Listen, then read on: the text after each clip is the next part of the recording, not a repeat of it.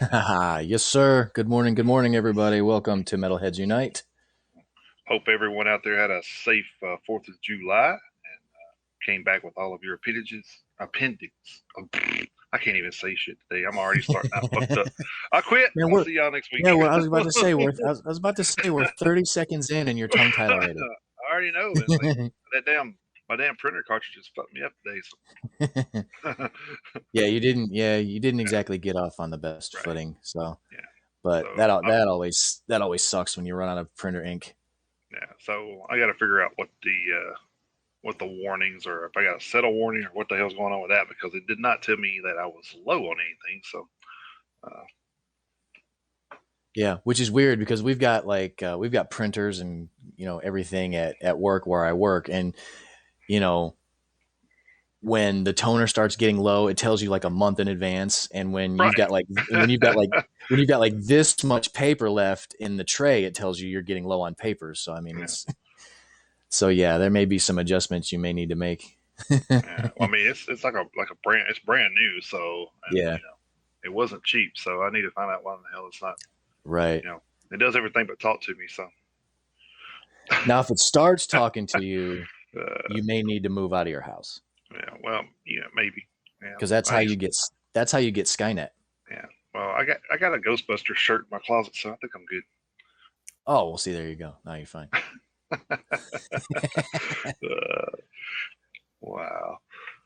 So I guess we can kick right into this thing here. Yeah, let's do it. If you guys don't follow us, we or haven't followed us in the past, and this is your first time, welcome for one. Uh, we kind of cover a lot of the news stories from different other websites, Kerrang, Metal Hammer, Loudwire, Flabbermouth, so on, so on. We kind of compile all those together for you guys, so you don't have to do all the work. We do it for That's you. that's Uh, right. We're the scrubbing bubbles of Scrubbing the of bubbles of the metal. heavy metal music world. We do the Yes. work so you don't have to. Uh, but yeah, so we do a little research of our own too. So we do a little. I know Chris does the albums that were released on this day or this week from the past, and then I do news stories from the past, and we also give birthday shout outs to those that have birthdays throughout the week and uh, all that good stuff. And then we do a little special thing, and it's different every week. So this week Yeah. we're doing metal ballads from the '80s. So From the 1980s. yeah, Some a lot of people you probably say a lot of you probably yes. weren't even born then. So.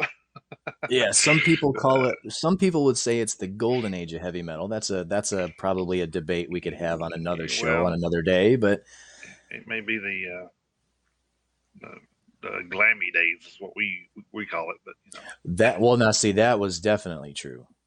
That was absolutely true. uh, Yeah. all right. Let's kick this thing off like we always do with the birthdays. Had a Yeah, few this week. there were some good ones this week. And so we'll start off with the 4th of July. Uh, Mark Slaughter, vocalist and guitarist for Slaughter, and he was also the vocalist for Video Vincent Invasion. I'll let you in on that little note because you'll find out later on. Stay tuned. You met uh, Mark Slaughter once, didn't you? I did actually. I can't really discuss how and where, but yes, I did. So it may be a little of a violation of a few things if I talked about it live on air. So Yeah. You don't have to go into so you don't have to yeah, go into the but yes, specifics, I did. but It was actually a funny meeting too. So, but it was cool. He's a good guy. He's real laid back and so. But yeah, they're still putting stuff out, believe it or not. So they it's pretty are. cool. Yeah, so that's pretty cool. Also, July 4th, we had Jack Frost, or real name John Dempsey, a guitarist for Seven Witches. Uh, had William Goldsmith, drummer for the Foo Fighters. On July 5th, we had Jimmy Crespo. He was former guitarist for Aerosmith. July 7th, we had Larry Rhino Reinhardt, guitarist for Iron Butterfly. He actually died in 2012. We also, on the 7th, we had Perry Richardson, bassist for Firehouse, and one of yours and my favorites, Sinister Gates, guitarist for Avenged Sevenfold. Yes, sir. July 8th, we had Penty Whitey Glenn. He was a touring and session drummer for Lou Reed and Alice Cooper. Unfortunately, he passed away in 2017. But we'd like to give our props out to those that aren't actually, you know, front and center of the band. So, uh, and let's see, Oh yeah, I July mean, 8th. yeah, absolutely. I mean, every component of the band is important. Oh yeah, if I could get a hold of the lighting guys and all that stuff, I'd probably put them on here too. But I mean, for real. Yeah, yeah, I mean they're part of the show. So yeah, they are. July 8th, we also had Carlos Cavazo, guitarist for Quiet Riot and Rat. Um, July the 9th would have been Bon Scott, lead singer for Aerosmith. I mean, Aerosmith, oh my God, ACDC. I'm going to go to hell for that. Lead singer for ACDC. He unfortunately passed away in 1980. Got a Yeah. story on him, and I'm still messing it up. So, God forgive me. Um, Also on the 9th, we have John Mitchell, drummer for the Jimi Hendrix Experience. He unfortunately passed away in 2008. We also have Frank Bello, bassist for Anthrax. We had Dan Estrin, guitarist for Hoobastank. Spencer Eldon. This is a little addition here. Spencer Eldon. He was the baby and model on the Nirvana Nevermind album, but his birthday was the 9th of July. So, what is it, Oh, like 30 now? you mean that wasn't you mean that wasn't Dave Grohl on the cover of Well, Nevermind? no, we all know it wasn't Dave Grohl, but that was a funny thing Oh, that was Jesus. posted. Yeah. Uh, I hope nobody. I really hope nobody took that seriously. well, it seemed like they did it, in a way. I'm just like, at least one person did. I'm just like, yes, we are aware that that is not correct. Yeah. They actually posted the thing. It was funny because they said, uh, the meme was talking about how that baby was Dave Grohl, uh, and was it Kurt Cobain threw him in a pool or something? I don't remember Yeah, like the something whole like thing. that. And then they said Yeah. now he's a singer for Imagine Dragons. So. And it was so funny that they put all that out there. Well, Dave Grohl was like, 30 when that happened or something. And Yeah. I'm just like, you went through all that and did not even say anything about him being the lead singer for Imagine Dragons. I'm like, that should have gave you the hint that that was a Right. joke. Yeah, right. Yeah, uh, red flags galore. Yeah. yeah, yeah. All right. Anyway, we got like one more day here. So July 10th, Yep. uh, another famous vocalist from the early 80s, 70s, and 80s, Ronnie James Dio, who vocalist for Elf, Rainbow, Black Sabbath, Dio, and Heaven and Hell. And unfortunately, he passed away in 2010. So happy birthday and birthday recognitions for all those on that list, and for all those I missed. Happy birthday to all of you as well. Um, but yeah, so I think it was kind of a crazy that you had two big time vocalists a day apart birthdays, and from that era, like Bon Scott and Ronnie James Dio. That's pretty wild to have them a day apart in birthdays. Right. Yeah. The 9th and the 10th. Yeah. Yeah, that usually doesn't happen on here. So No, not really. I usually, mean, usually you have like a couple of standouts, but to have that big of a standout is pretty wild. yeah. Yeah. We get them in. We get them in the same week, but usually Mm-hmm. not that close together, like you're talking Right. about. Yeah. All right. So moving on, what do you have for All news right. of the week?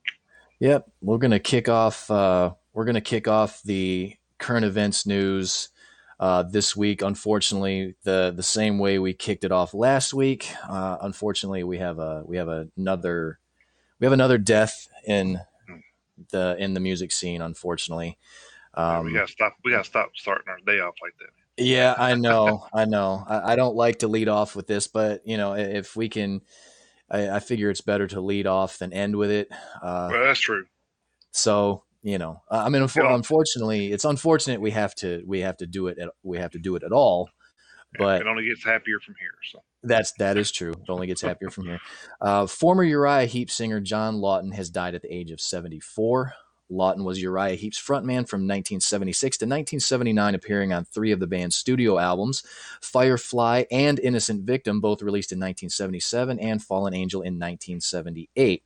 Uriah Heep issued the following statement, quote, "It is with deep regret that we share the devastating and tragic news of the sudden and totally unexpected passing of John Lawton on June 29th, 2021. Contrary to reports, there was no illness involved, which makes his passing incomprehensible. He went peacefully with his wife at his side. John will be greatly missed. A private funeral service to celebrate John's life will be held following his wishes, with only family and close friends attending. We would appreciate that the family's privacy is respected during this difficult time," end quote. Back in 2013, Lawton rejoined Uriah Heep when they toured the Netherlands, Germany, Austria, Italy, and Switzerland. Lawton reunited with the group to cover for Bernie Shaw, who required some time off for a routine medical procedure. Uriah Heep guitarist Mick Box shared a special memory of John from the late 70s, saying, quote, "One of my abiding memories is Heep playing Wise Man on top of the Pops. If ever there was a song which did not give a hint of the band's hard rock background, this was it, and I was worried that we would be accused of selling out to commercialism.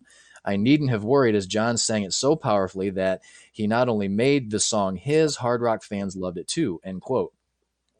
Lawton began his musical career in North Shields, UK in the early 60s with the Deans, a bunch of kids who decided at random that John should be singer. He then moved on to West One and later Stonewall, which included John Miles, Vic Malcolm, later of Geordie, and Paul Thompson, later of Roxy Music. After Stonewall finished a stint at the Top 10 Club in Hamburg in 1969, John decided to stay in Germany. He was offered the job as singer with legendary German cult rock band Lucifer's Friend from 1969 to 1976, and again from 1979 to 1995, and subsequently recorded 9 studio albums during his time with the band. In the early 70s, John also joined Les Humphries Singers, with whom he recorded more than 20 albums and took part at 1976's Eurovision Song Contest. In 1976, John joined Uriah Heep as their frontman and recorded the classic albums Innocent Victim, Firefly, Fallen Angel, and Live 79, and toured Europe and the USA until September 1979. During his long-standing career, John has worked with some big names of rock on various projects, including Roger Glover's Butterfly Ball and Eddie Harden's Wizards Convention 2. In late 1980, he joined German rock band Rebel on 3 albums, including their hit singles Line of Fire and Eagle's Flight. He would record one more album with the group, now known as Czar, in the early 90s. John ventured into the world of classical music when he recorded vocals for Volker Barber. Yeah, that's kind of a tongue twister there. Volker Barber's Excalibur. In January 1994, he formed Gun Hill, later known as JLB, John Lawton Band. The band recorded 2 albums, 1 studio, 1 live, and toured Europe. In August of 2000, John recorded his first solo album, the critically acclaimed Still Paying My Dues to the Blues. In December of 2008, John entered the world of television by presenting the Bulgarian travel documentary series John Lawton Presents, which led to the teaming of John and Bulgaria's Diana Express in November 2011 to record The Power of Mind in Pleven, Bulgaria. So, I mean, quite the career for that man, just outside of Uriah Heep. So, a cause of death has not been listed, but according to the release from the band, he wasn't ill, so they're not exactly sure what happened. If somewhere down the line they do release a cause of death, I'll kind of update you guys on what happened. But regardless of the cause of death, John Lawton has passed away at the age of 74, and that story comes to us from blabbermouth.net. So rest in peace, John Lawton. Yeah, man, that's pretty rough. Yeah. But yeah, like you said, kind of getting tired with having to report the death of some of these guys. Yeah, well, I mean, if you think though, I mean, I just say it's hard for me to like comprehend that some of these guys are in their 70s and 80s now. I'm just like, I know. I'm just like, I see stuff like that, and then I say, oh, and he was 75. I'm like, what? It's like, how'd that happen? Yeah. But Well, man, I mean, hell, like time goes by so fast, man. It's like crazy. Yeah, I mean, you were just talking about how Bon Scott's birthday was yesterday. Mm-hmm. He would have been 75, Right. himself. And Right. today is Ronnie James Dio's birthday. He was 62 when he passed away. So I mean, hell, he would be 70 now Right. So it's or kind of hard to, thereabouts. Yeah, yeah, it's kind of hard to imagine those guys being 70, but that was the 80s. So I mean, that was that's almost true. 40 years ago. So Yeah, that is true.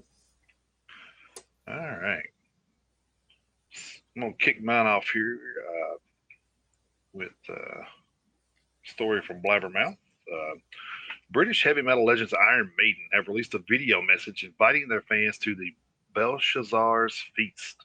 Um, Belshazzar's Feast is a story of the writing on the wall in the Bible, and Iron Maiden fans have been speculating that the band has been teasing the announcement of its 17th album, possibly to be titled Writing on the Wall.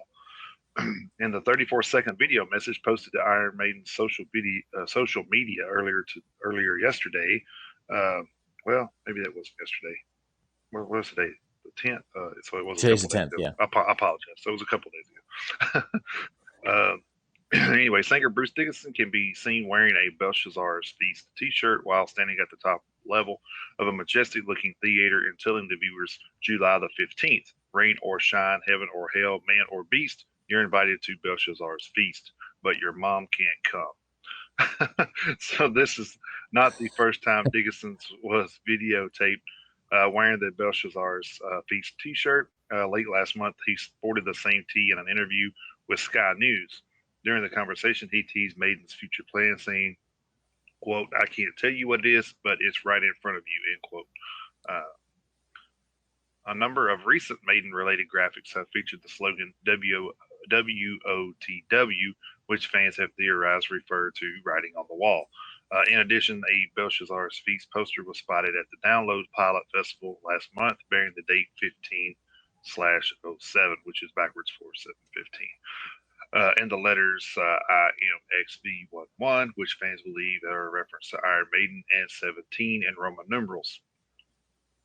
Iron Maiden hasn't released any fresh music since 2015's Book of Souls, which was recorded in late 2014 in Paris, France, with longtime producer Kevin Caveman Shirley.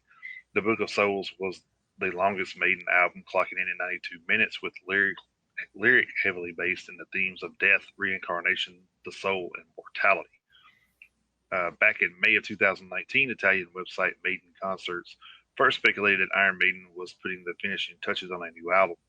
The site concluded that the LP was nearing completion after gathering social media evidence that all 6 members of the band, their wives, and Shirley were in Paris at the same time. The producer even posted new pictures of Guillaume Tell Studios. I probably killed that name, but where Maiden recorded Brave New World in 2000 and Book of Souls, saying he was finalizing a major project. During Maiden's summer 2019 North American tour, Dickinson hinted at new material, telling the crowd at the group's Oakland, California concert, quote, new Iron Maiden songs sooner than you think, end quote. At Maiden's Nashville show in August of 2018, Dickinson said that fresh music from the band wasn't beyond the bounds of possibility, adding that a new Maiden record was essentially a certainty. If the reports of a new Maiden album are true, it will mark the band's sixth to be produced by Shirley, who has worked with Iron Maiden over the past 2 decades. So I think it was pretty cool that he actually did that in a town near where we live. That's pretty cool. Yeah. So yeah, so look for some Iron Maiden stuff maybe next week. Actually, the 15th is what, Tuesday or Wednesday? It's Wednesday or Thursday. I can't remember Yes, exactly I what can. day that Yeah, is right off the top of my head, but it'll be midweek next week. right. If indeed that is true that there is new Iron Maiden music coming out. Um, Well, you gotta we'll speculate it at least be a single. They're at least yeah, gonna release right, a single. right. So Yeah. So either way, we'll keep our eyes open for that, and we'll let you guys know if we do hear anything, and if it is some sort of if it's a single, something that we can post and share with you guys, we will definitely do that at the Metalheads Unite Facebook page. most So definitely. absolutely. But I'm looking forward to it either way. So Oh, absolutely. And this may be a slightly unpopular opinion, not exactly sure, but I don't know about you, but me personally, I was a little let down by Book of Souls. Um, so, like I say, that may be an unpopular opinion, I Hmm. mean, it was okay, but I get, maybe it was me. Maybe I got my expectations up a little high, but Well, I I don't mean, know. you kind of do when you're used to the Trooper and Somewhere in Time, and all True. those older Yeah. albums that were just Yeah. off the wall good. So Yeah, so it's their fault because yeah, their older exactly. stuff is too Yeah, good. Yeah, so it's yeah. their fault. Okay, it's not my fault. Okay, good. Now I that say, we've established that, yeah. we got a friend. I got a friend of mine that does that all the time. Well, I like their old stuff. I wasn't trying to say I didn't like Book of Souls. I'm just saying, Right. It just wasn't. Yeah. yeah, it was kind of it was kind of we've talked about, Avenged Sevenfold and the stage before. Was not a fan of the stage, even though, I do really really like Avenged Sevenfold. It's kind of the same Hmm. thing with Maiden. I mean, I like, Maiden's career as a whole, their longevity. Obviously you like so much of their stuff, and then, their last album, just it, like I say, just for me personally, wasn't quite as good as some of their other stuff. But that's going to happen, especially with a band with a catalog and the longevity of Iron Maiden. So, but regardless of how I felt about the last album, always looking forward to the next, to the next stuff. And if that new stuff comes down the pike this week, I'm going to be all over it. Oh yeah. Yeah. No doubt. Yeah. So just throwing that out there. It's funny you All right. mentioned the Avenged Sevenfold on the stage because I have a story about that as well. So No, yeah. All right. I think I may have seen that story, but yeah, I think I did. But spoiler alert. Stick around for that. yeah, right. All right. All right. Got to keep them on here though. That's right. That's right. You gotta keep them wanting more. That's what you got to do. Yeah. All right. Keeping with blabbermouth.net for a couple more stories. Dave Mustaine has confirmed that David Ellefson's long completed bass tracks on the upcoming Megadeth album have been removed and re-recorded by another bassist prior to the record's release. Mustaine made the revelation while filming a new video message on Cameo, which lets users hire celebrities to record brief, personalized video messages about virtually any topic. Addressing a fan named Tina, whose friend David ordered the Cameo from Mustaine, Mustaine said, as transcribed by blabbermouth.net, quote, "I hear you're a pretty big fan of the Megadeth song Fatal Illusion right now. That's cool. Actually, we've got one song on the new album. It's called The Dogs of Chernobyl, which is very similar to Fatal Illusion in aggression.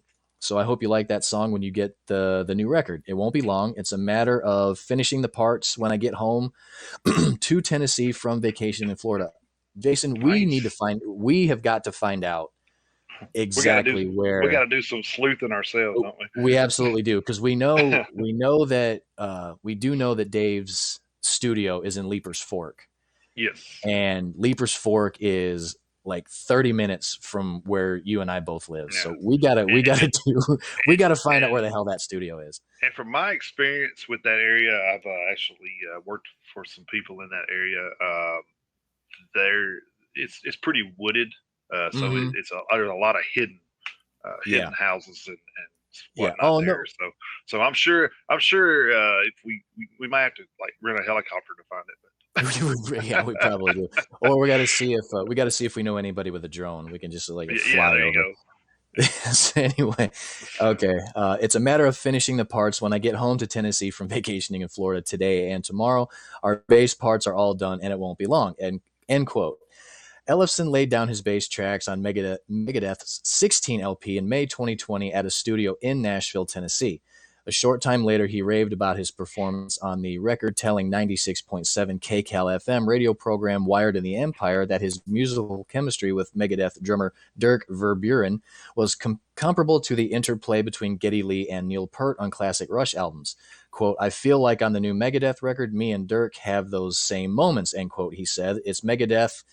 It's not Rush, obviously, but in the field of what we do, there were these moments that I was going, oh my God, this is me and a kid going, this is my Geddy Neil moment right here." That was another, quote unquote from David Ellefson there. Last month, Mustaine announced during an episode of his Gimme radio program, The Dave Mustaine Show, that Ellefson's bass tracks would not be used on the new Megadeth LP. Let's see. Quote, I just want to thank you for all the kind words and support as we get ready for this next tour and continue to hunt for a new bass player. The Megadeth leader said, we are making progress. The record's being completed, and we're going to have someone coming in a couple of weeks to replace the bass tracks that we had, which should be relatively quick because the person we're talking to is a stellar bass player, and hopefully this will be an ongoing thing after the recording.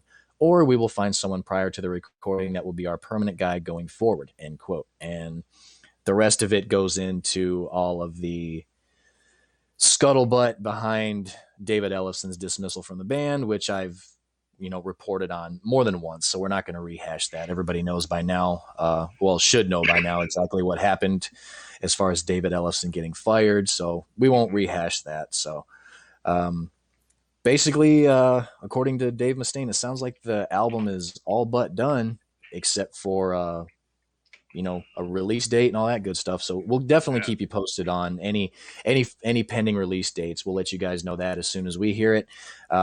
But it sounds like they've already replaced David Ellison's bass tracks. So it sounds like they're all good there. So just from the stories that we've done last week and this week, as far as like album reviews that we've been talking about the last couple of weeks, we were talking about how there was like a few and far between of four horn or more albums out there that we would really enjoy or we really liked. It was just few and far between the last few weeks. So I'm kind of thinking that we're going to explode this last half of the year, and we're going to be it's going to be really, really interesting, especially with the Iron Maiden announcement, Megadeth. And actually, I got two more stories about albums coming out. So yeah, it's and I actually just read where Five Finger Death Punch is putting lyrics and stuff down for a new album as well. So I'm just like, man, all this stuff, and I mean, we're already in July, so it's going to be either second half of the year or first of next year. So we're coming into the next 12 months of being some damn good music, I think. So yeah, I think you just nailed it. I think the next, because like you said, we're already midway through July. I think the next calendar year from now, and you and I've made the joke before, it's going to be like someone letting go a kinked garden hose. With the amount of new music we're going to be getting hit with. Because I mean, we literally just talked about Megadeth. We've talked about Avenged Sevenfold. You just mentioned Five Finger Death Punch. We've got Exodus. If I remember right, I think Testament is making some more music. I mean, yeah, Iron Maiden, maybe not. We don't know. Yeah. Hell, Metallica's even putting new music together. I mean, who knows if? I mean, of course, with Metallica, who knows if that album is going to come out in the 2020s or if it's going to come out in the 2030s. We have no idea with them. Lars had that comment that it's moving. What did he say? Like a glacier. Yeah, he said it was. Yeah, he said progress was glacially slow. That's what he said. But in the past, do we trust Lars when he says anything like that? I mean, because he could be saying that, and then they put out something in December. Yeah. Right. So yeah. So and I mean, there's Dee Snider. He's got his next solo album coming out in the next. I think within the next month. I think within the next month, his album comes out. And I'm going to go out on a limb, and I know it's probably going to be hard to imagine, but this one's going to be better than the first one. I think you could be right. I'm kind of on your side with that opinion. From what I've heard so far, man, it's just I'm just like, damn, this dude is still like kicking out some heavy shit. He is still killing it. And I remember I had still killing it. The first album, Twisted Sister album I ever owned was Under the Blade. I think that was called. But that was like way before all the We Want to Rock and and the We're Not Going to Take It stuff. It was before all that. Before they blew up. Yeah, before they mainstreamed and everything. So, and like if you go back and listen to that, I'm pretty sure that was the name of the album. I'd have to go back and look. But actually, I have it on cassette because that's how long ago it was. Right. Actually, I think cassettes were like the new thing when I bought that. So yeah, I'm like telling my age here. So yeah, may have been. But yeah, so So man, like some of that stuff back then though, Twisted Sister, oh man, it was like it was hard. Yeah. It was some hard stuff. So Yeah. uh, don't sell out D Snyder too short because Oh hell no. I mean, the latest single that he just released had Corpse Grinder from Cannibal Corpse, yeah, yeah, doing the backing vocals. If that tells you anything at all. right, right. All right, so we're going to move on. Actually, we're going to move on to another album announcement. At a totally Sweet. sold out, yeah, at a totally sold out fan event last night at the Mystic Museum in North Hollywood, California, horror metal titans Ice Nine Kills announced their long-awaited single sequel, The Silver Scream 2: Welcome to Horrorwood. The fresh slice of horror-themed brutality will be released via Fearless Records on Friday, October 15th. The first single to be unleashed from the album is Hip to Be Scared. It was featuring Jacoby Shaddix of Papa Roach. If you haven't checked that out, definitely run over and check that out. It's pretty intense. So the accompanying music video was premiered at the fan event last night and pays homage to the landmark movie based on the Bret Easton Ellis novel American Psycho, centered around psychotic investment banker Patrick Bateman. Hip to Be Scared mixes the soaring choruses, clever lyrics. Oh God, I can't talk today. Clever lyricism. God, heavy riffs and Broadway light theatrics that are as much Hamilton as they are horror. The song also tips its hat to an 80s pop classic beloved by the murderous protagonist. Speaking on his band's newly announced album, Ice Nine Kills frontman and driving creative force Spencer Charnas shared, quote, true to horror franchise tradition, there is always a sequel. Welcome to Horrorwood, end quote. Follows in the bloody footsteps of its predecessor, paying tribute to 13 more of the most gruesome tales to ever grace the silver screen. In this latest Ink offering, the last album and video series is portrayed as a work of fiction. The new storyline thrust the band into a brutal real world slaying. The only traces of the crime are 13 songs left behind by the suspected killer. We can't wait to share this next chapter with you and to welcome you to the sinister state of mind that will soon be known the world over as Horrorwood. The first stop on the tour is 1980s New York City's Greed is Good scene, where a certain hotshot investment banker has a rather violent, dirty secret. A sequel of franchise proportions to the number one Billboard hard rock album, The Silver Scream. The Silver Scream 2, Welcome to Horrorwood, doubles down in the pursuit of the anthemic band's cinematic muse. Decadent, devious, and fiercely insane with sardonic wit to spare, Ice Nine Kills celebrate pop culture's darkest edges, mining the cinephile library's worth of B-movie schlock and iconic horror on the Silver Scream 2, Welcome to Horrorwood, and its prequel, The Silver Scream. The creative marriage made in hell of music and fiction began in earnest with the Boston based band's top 5 hard rock US album, Every Trick in the Book, which brought the previous 3 records' themes to new levels with literary immersed tracks. Helpless teens, unhelpful authorities, supernatural forces, mass killers, and final girls abound in the shocking blood-soaked songs of the Silver Scream.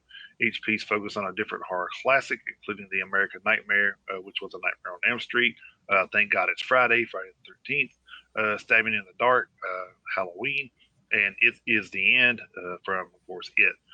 For 2020's Undead and Unplugged live from the Overlook Hotel EP, the band recorded in the location used in Stanley Kubrick's The Shining, the inspiration behind Enjoy Your Sleigh, featuring Kubrick's grandson, Sam. The Silver Screen 2, Welcome to Horrorwood, saw guitarist Ricky Armelino and Dan Sugarman, bassist Joe Ochiuti, and drummer Patrick Galante and Charnas returned to produce, and collaborator Drew Folk as I Lay Dying and A Day to Remember, who produced and mixed The Silver Screen, which spawned U.S. radio success in the form of top 10 mainstream rock single, A Grave Mistake, and top 20 hit single, Savages. Ice Nine Kills' synergy of music and lifestyle draws favorable comparisons to Slipknot and Rob Zombie, and saw them become recent recipients of the prestigious Clio Award for Music Marketing for their Merry Xmas mobile game. Visionary trailblazers and multimedia con- I can't say that word. Racketeers. Is that right? I don't know. I'm not looking at Yeah, it. yeah, yeah. I don't know.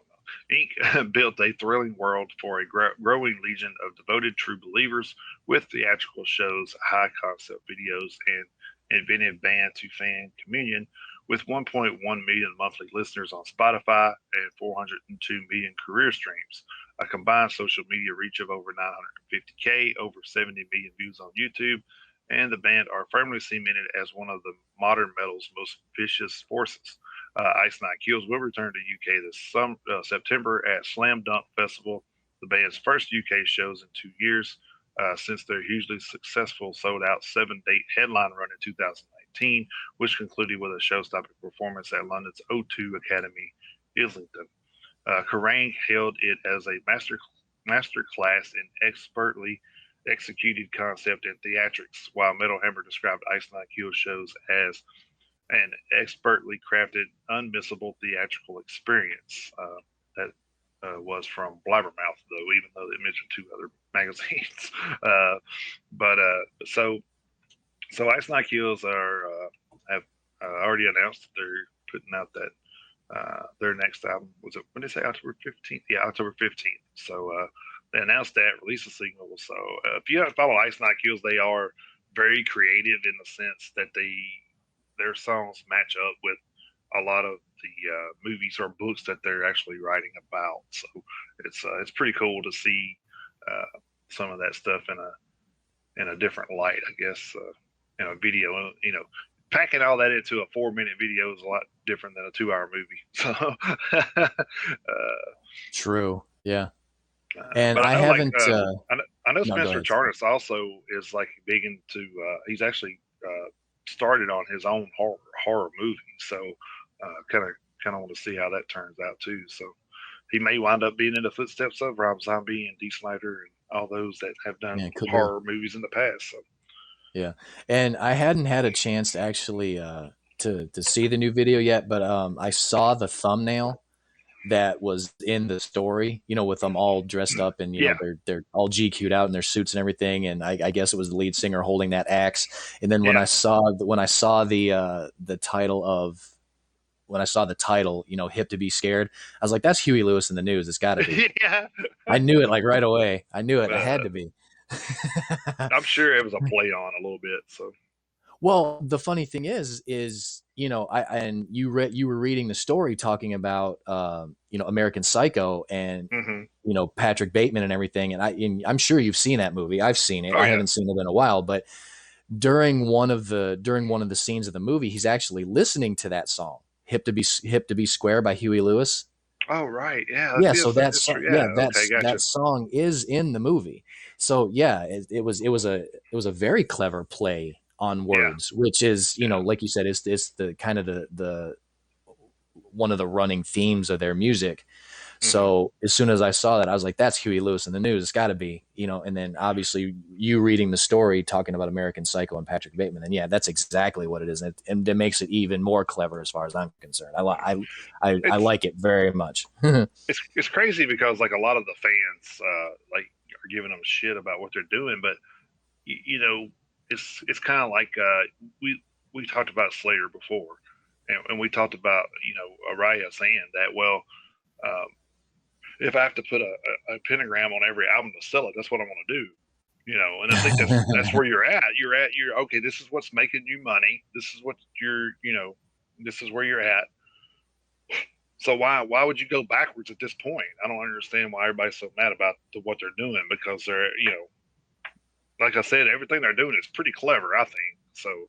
Well, it is clever, and it's something unique to them. It's kind of Right. like yeah. So I mean, they're not ripping anybody off. Exactly.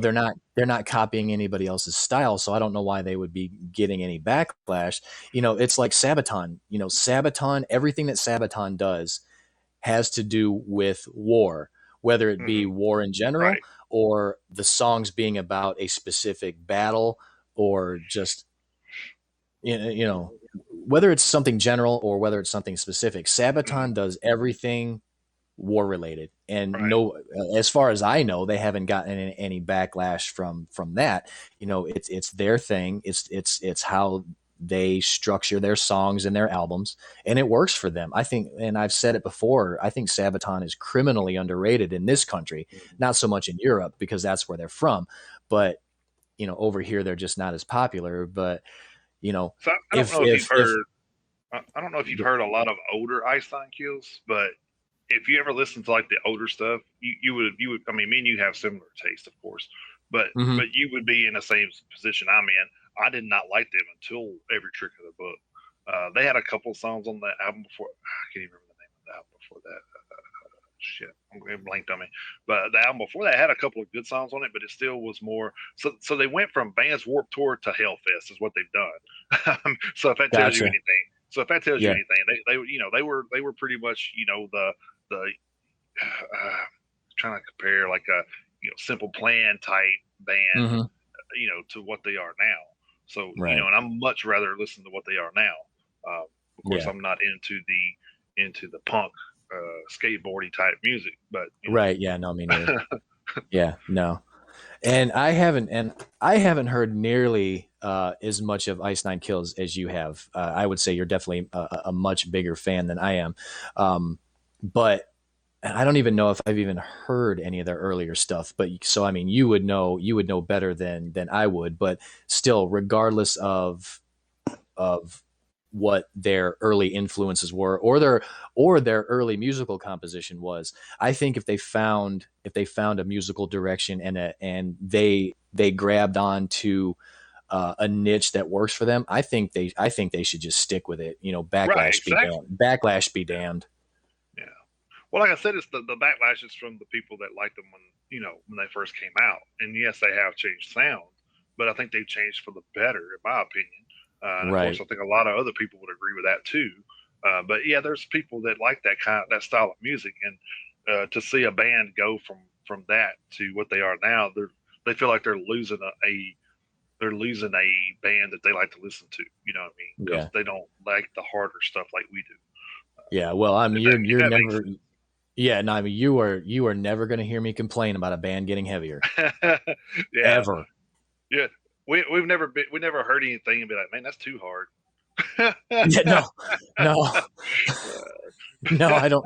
Yeah, I'm pretty sure that I haven't listened to anything and be like, Yeah, they need to pull back a little bit. Yeah, no, I yeah, don't yeah. think that I don't think that's ever happened.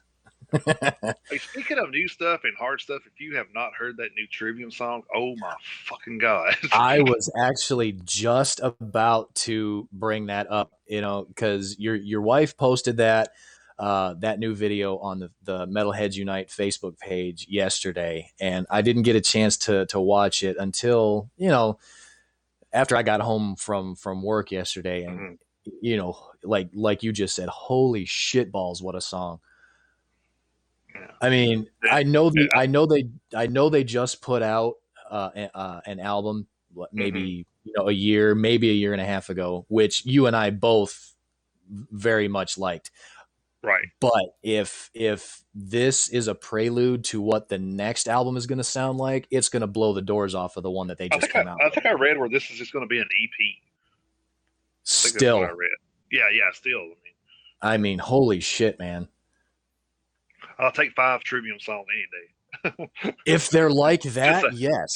just like I'll take Machine Head songs any day. So, Yeah, you're damn Skippy. Yeah.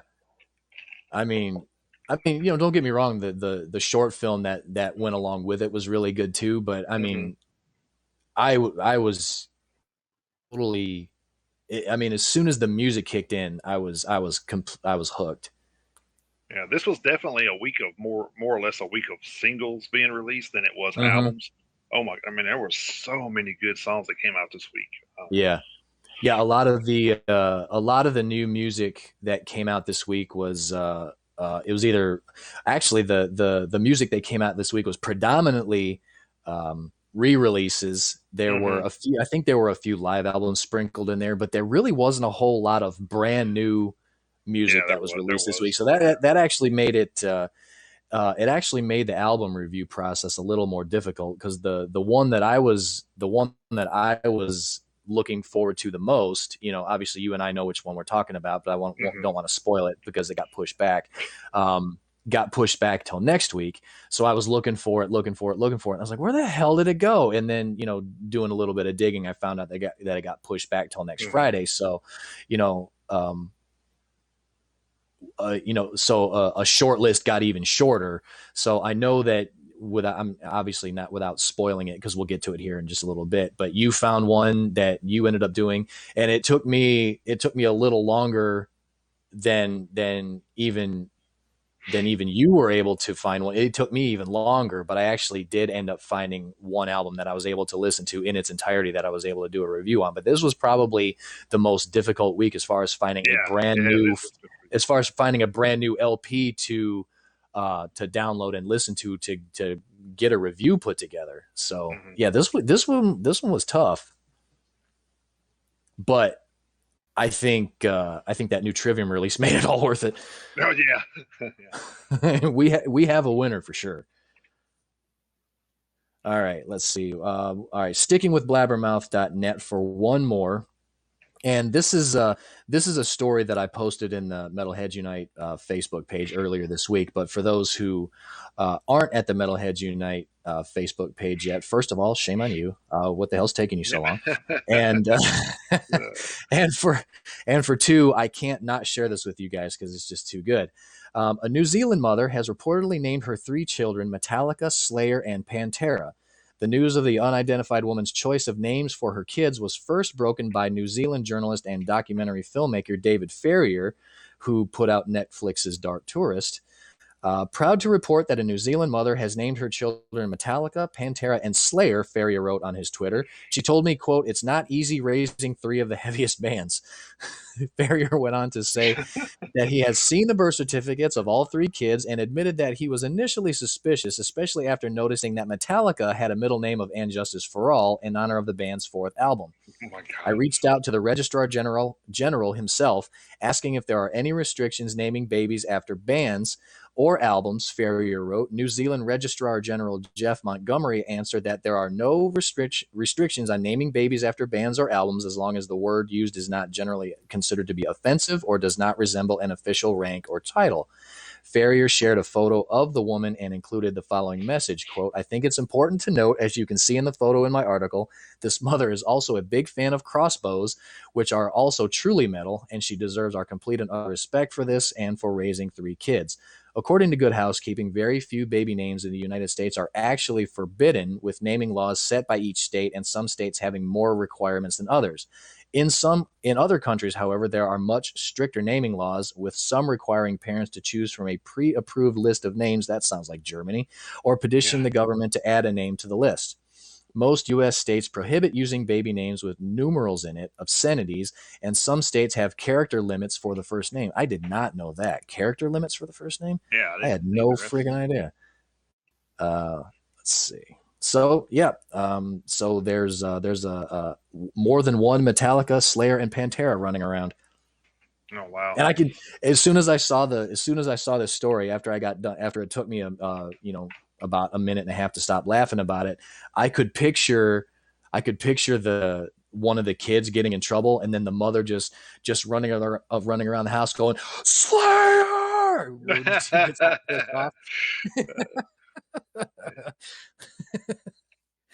and then somebody walking by the house going fucking Slayer, not knowing what the hell she's Yeah. talking about.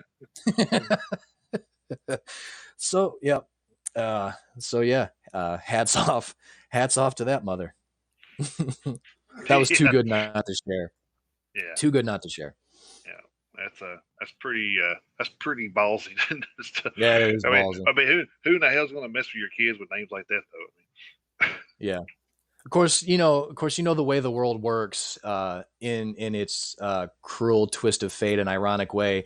Um, I'd be willing to bet that not one of the three kids ends up being a metalhead when they grow up. probably not. Yeah. 'Cause you can't control that part, unfortunately. But Right, you can't you can control that try. part, but I mean, you can try. But yeah, yeah. all right. Well, let's move on to another story here. This one's from Loudwire. Let's just keep this new music announcements keep rolling. How about Yeah, that? let's do it. I like that. So Fozzy have a new record underway, and Chris Jericho is so confident in the strength of its songs that he's compared it to Def Leppard's Hysteria. A lot of tracks are worthy of becoming chart-topping singles, according to the frontman. Jericho confirmed to Loudwire Nights host Tony Gonzalez, no, not the tight end from Oh, Kansas yeah, okay. I City, was going to say the tight end. Yeah. All right. that the album is in fact done, and jokingly called it Chinese Physiocracy because they started working on it over 2 years ago. However, all 12 songs are mixed, mastered, and pretty much ready to go. They've also decided on a title, but the one task they have left is to come up with the cover art. It's just a matter of when do we release it now? Jericho said. The structure of how Sony Music releases albums material is different to where they're focusing on singles. The first single, Nowhere to Run, came out in September of 2019, followed by Sane, which was released in May of this year. Good I song. think the idea in another 3 or 4 months when Sane kind of peaks is to put out another single and keep going for that. He explained, and I think the record will come out when I think everything is not back to normal, but we didn't want to put out a record when we couldn't tour on it, which is what a lot of bands have said. They don't want to Right. put an album out they can't tour because I mean, tour is where they make their money. So, Yeah, um, which also kind of, echoes back to the sentiment we just talked about a little bit ago about how Jason and I both think that the next 12 to oh yeah, maybe 15 months is just going to be an ungodly amount of new music, because hmm there are bands that we didn't even talk about who, even before everything shut down because of COVID, they already either had albums that were done or that were halfway done. There was they were in some sort of stage of completion, and everyone was like, well, there's no point in putting it out or completing it until we can go out on the road. So,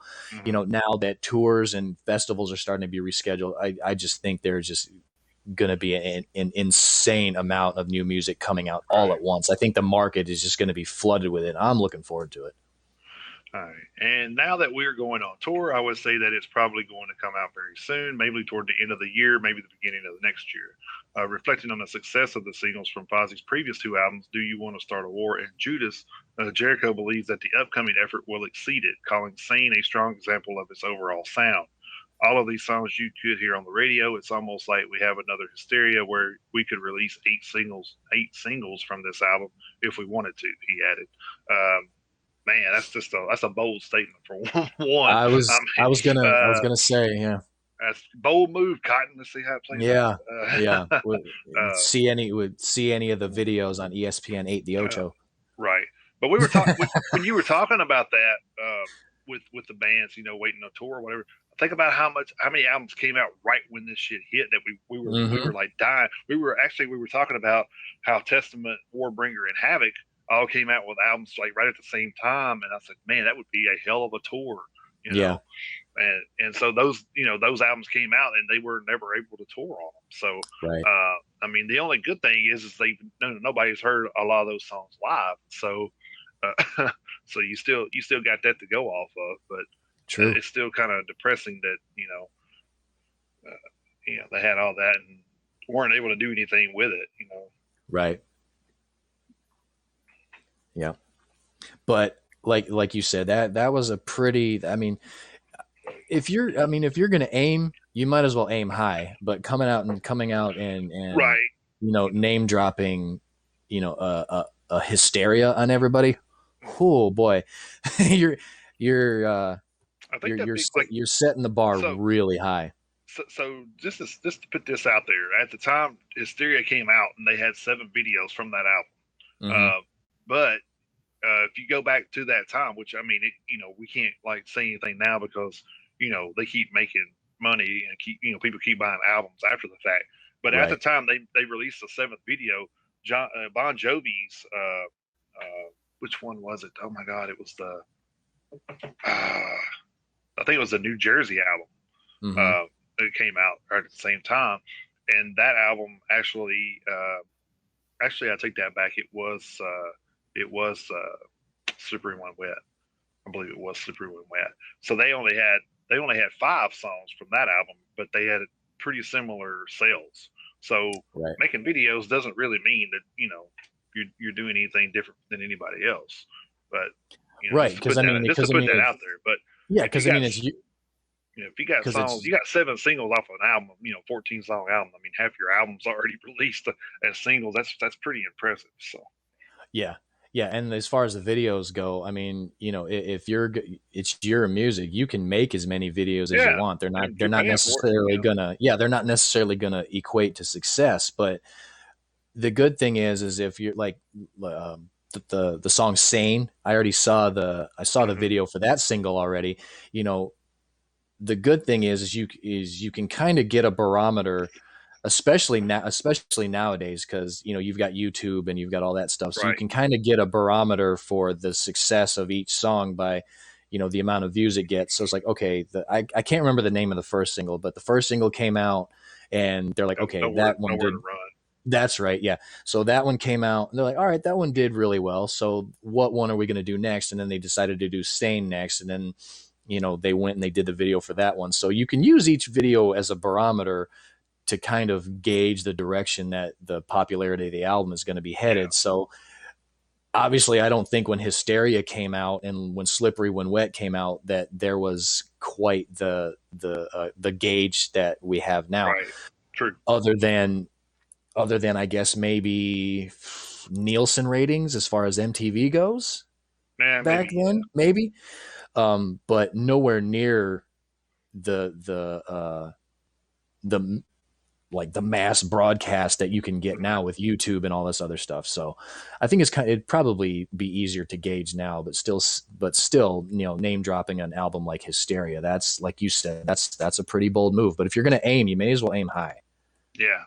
Yeah. Not saying anything bad on Fosse. I just think that's a No, no, no, bold not move to trying to say do that. that at all. Yeah, to say that you got 8 out. I think a lot of albums have 8 songs. They could be singles. I mean, I could probably, Sure. we could probably talk about the Trivium album that we were just talking about Mhm. earlier, and I Yeah. could see where maybe every song but two on that album could have been a single, a number one single somewhere. So Yeah. Yeah. You could make the case for sure. Yeah. But I mean, regardless of how many singles they actually do and they end up putting out, because like I say, two have come out so far. It's gonna be another album worth listening to, because most definitely.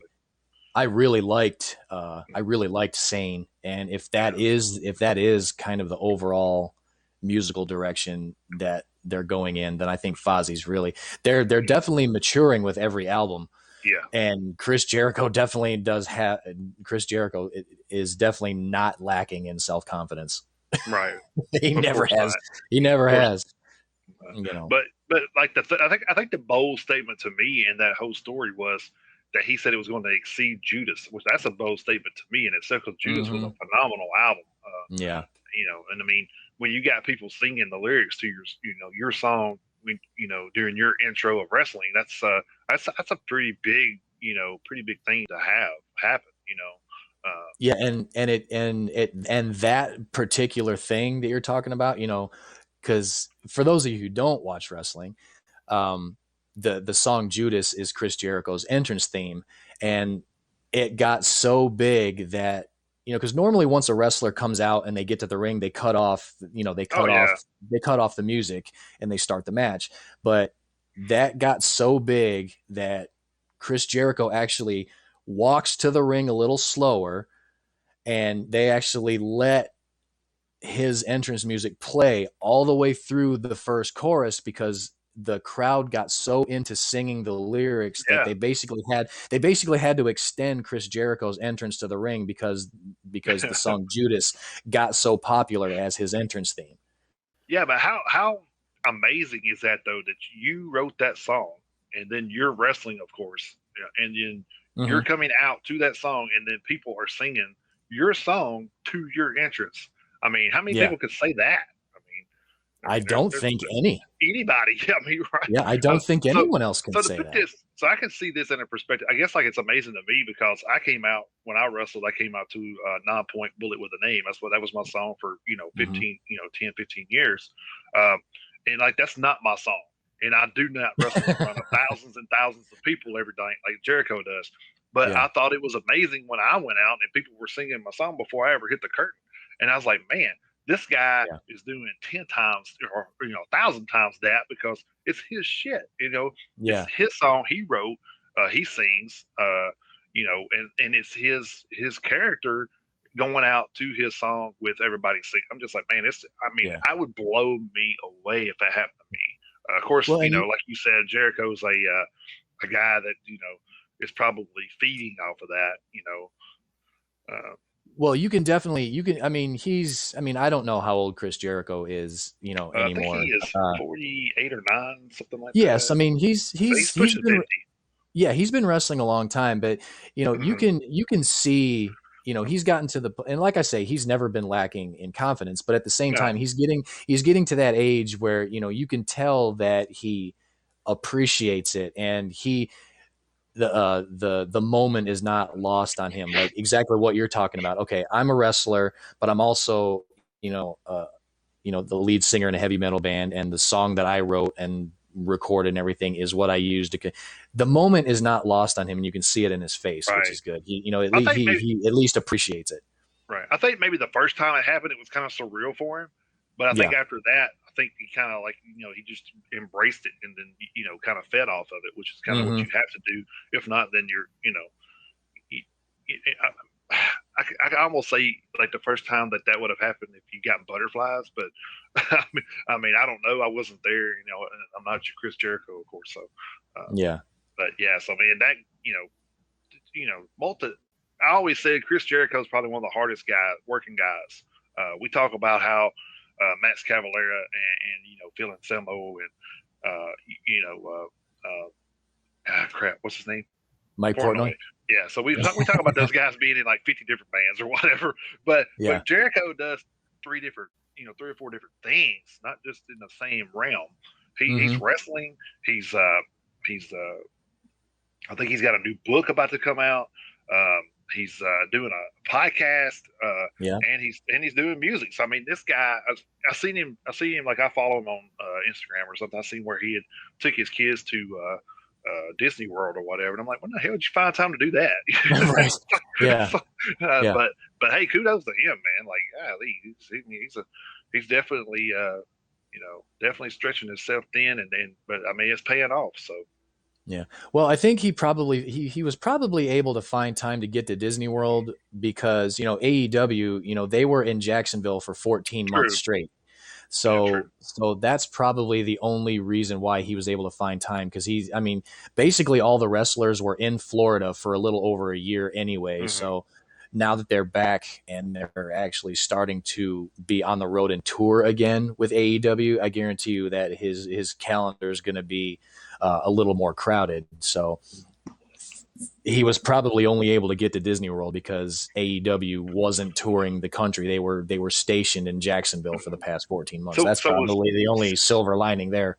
yeah, but was Disney not was did Disney not have to shut down during the pandemic or? They did, but I'm wanting to say, and I would obviously have to look, but I'm wanting to say that they opened back up a little while ago. Of course, the funny thing is the state of I think the state of Florida was the first state to completely open back up. Yeah. Hmm. Completely. Because like the Stanley Cup playoffs just ended, and uh, Tampa Bay and Montreal, they were in the finals. Hmm. Tampa Bay, I mean, they had a sold out building. They were allowed to have full capacity. All the fans were back in the stands. So, the arena down in Tampa was completely full. But up in Montreal, they were still only allowed 3,500 people maximum in the building, and everybody Hmm. else who wanted to show up to the stadium, they had to watch the game outside, which is stupid because they would show video feeds of the crowd Yeah, outside, they're going to be and crowded up and they together and they were anyways. yeah they were shoulder to shoulder, people deep behind a barricade, but Yeah, but I guess that they takes weren't allowed in the building. So yeah, but that probably that takes was a weird. lot of But, responsibility off of the venue though if they do it that way. So well, I mean that may be, but so I so I think take yeah, it I so think I take it Florida was the first state to open back up. Tampa won. Yeah, Tampa Bay won in 5 games. Okay, so it was They won two two and back to back two titles. yeah back to back. Okay, that's what I Yeah, thought. back to back for them. But yeah, so like I say, Tampa's building was completely full. I would have to look, and I'd have to see when Disney opened back up, but I think it was towards the end of the spring, the beginning of summer, they opened up with restrictions, and then I don't know when they got back to full capacity, but Disneyland at full capacity, you're talking probably like 100,000 people a day in that place, if Oh not yeah, more. easy. Yeah. Yeah. All All right. right. So let's see. All right.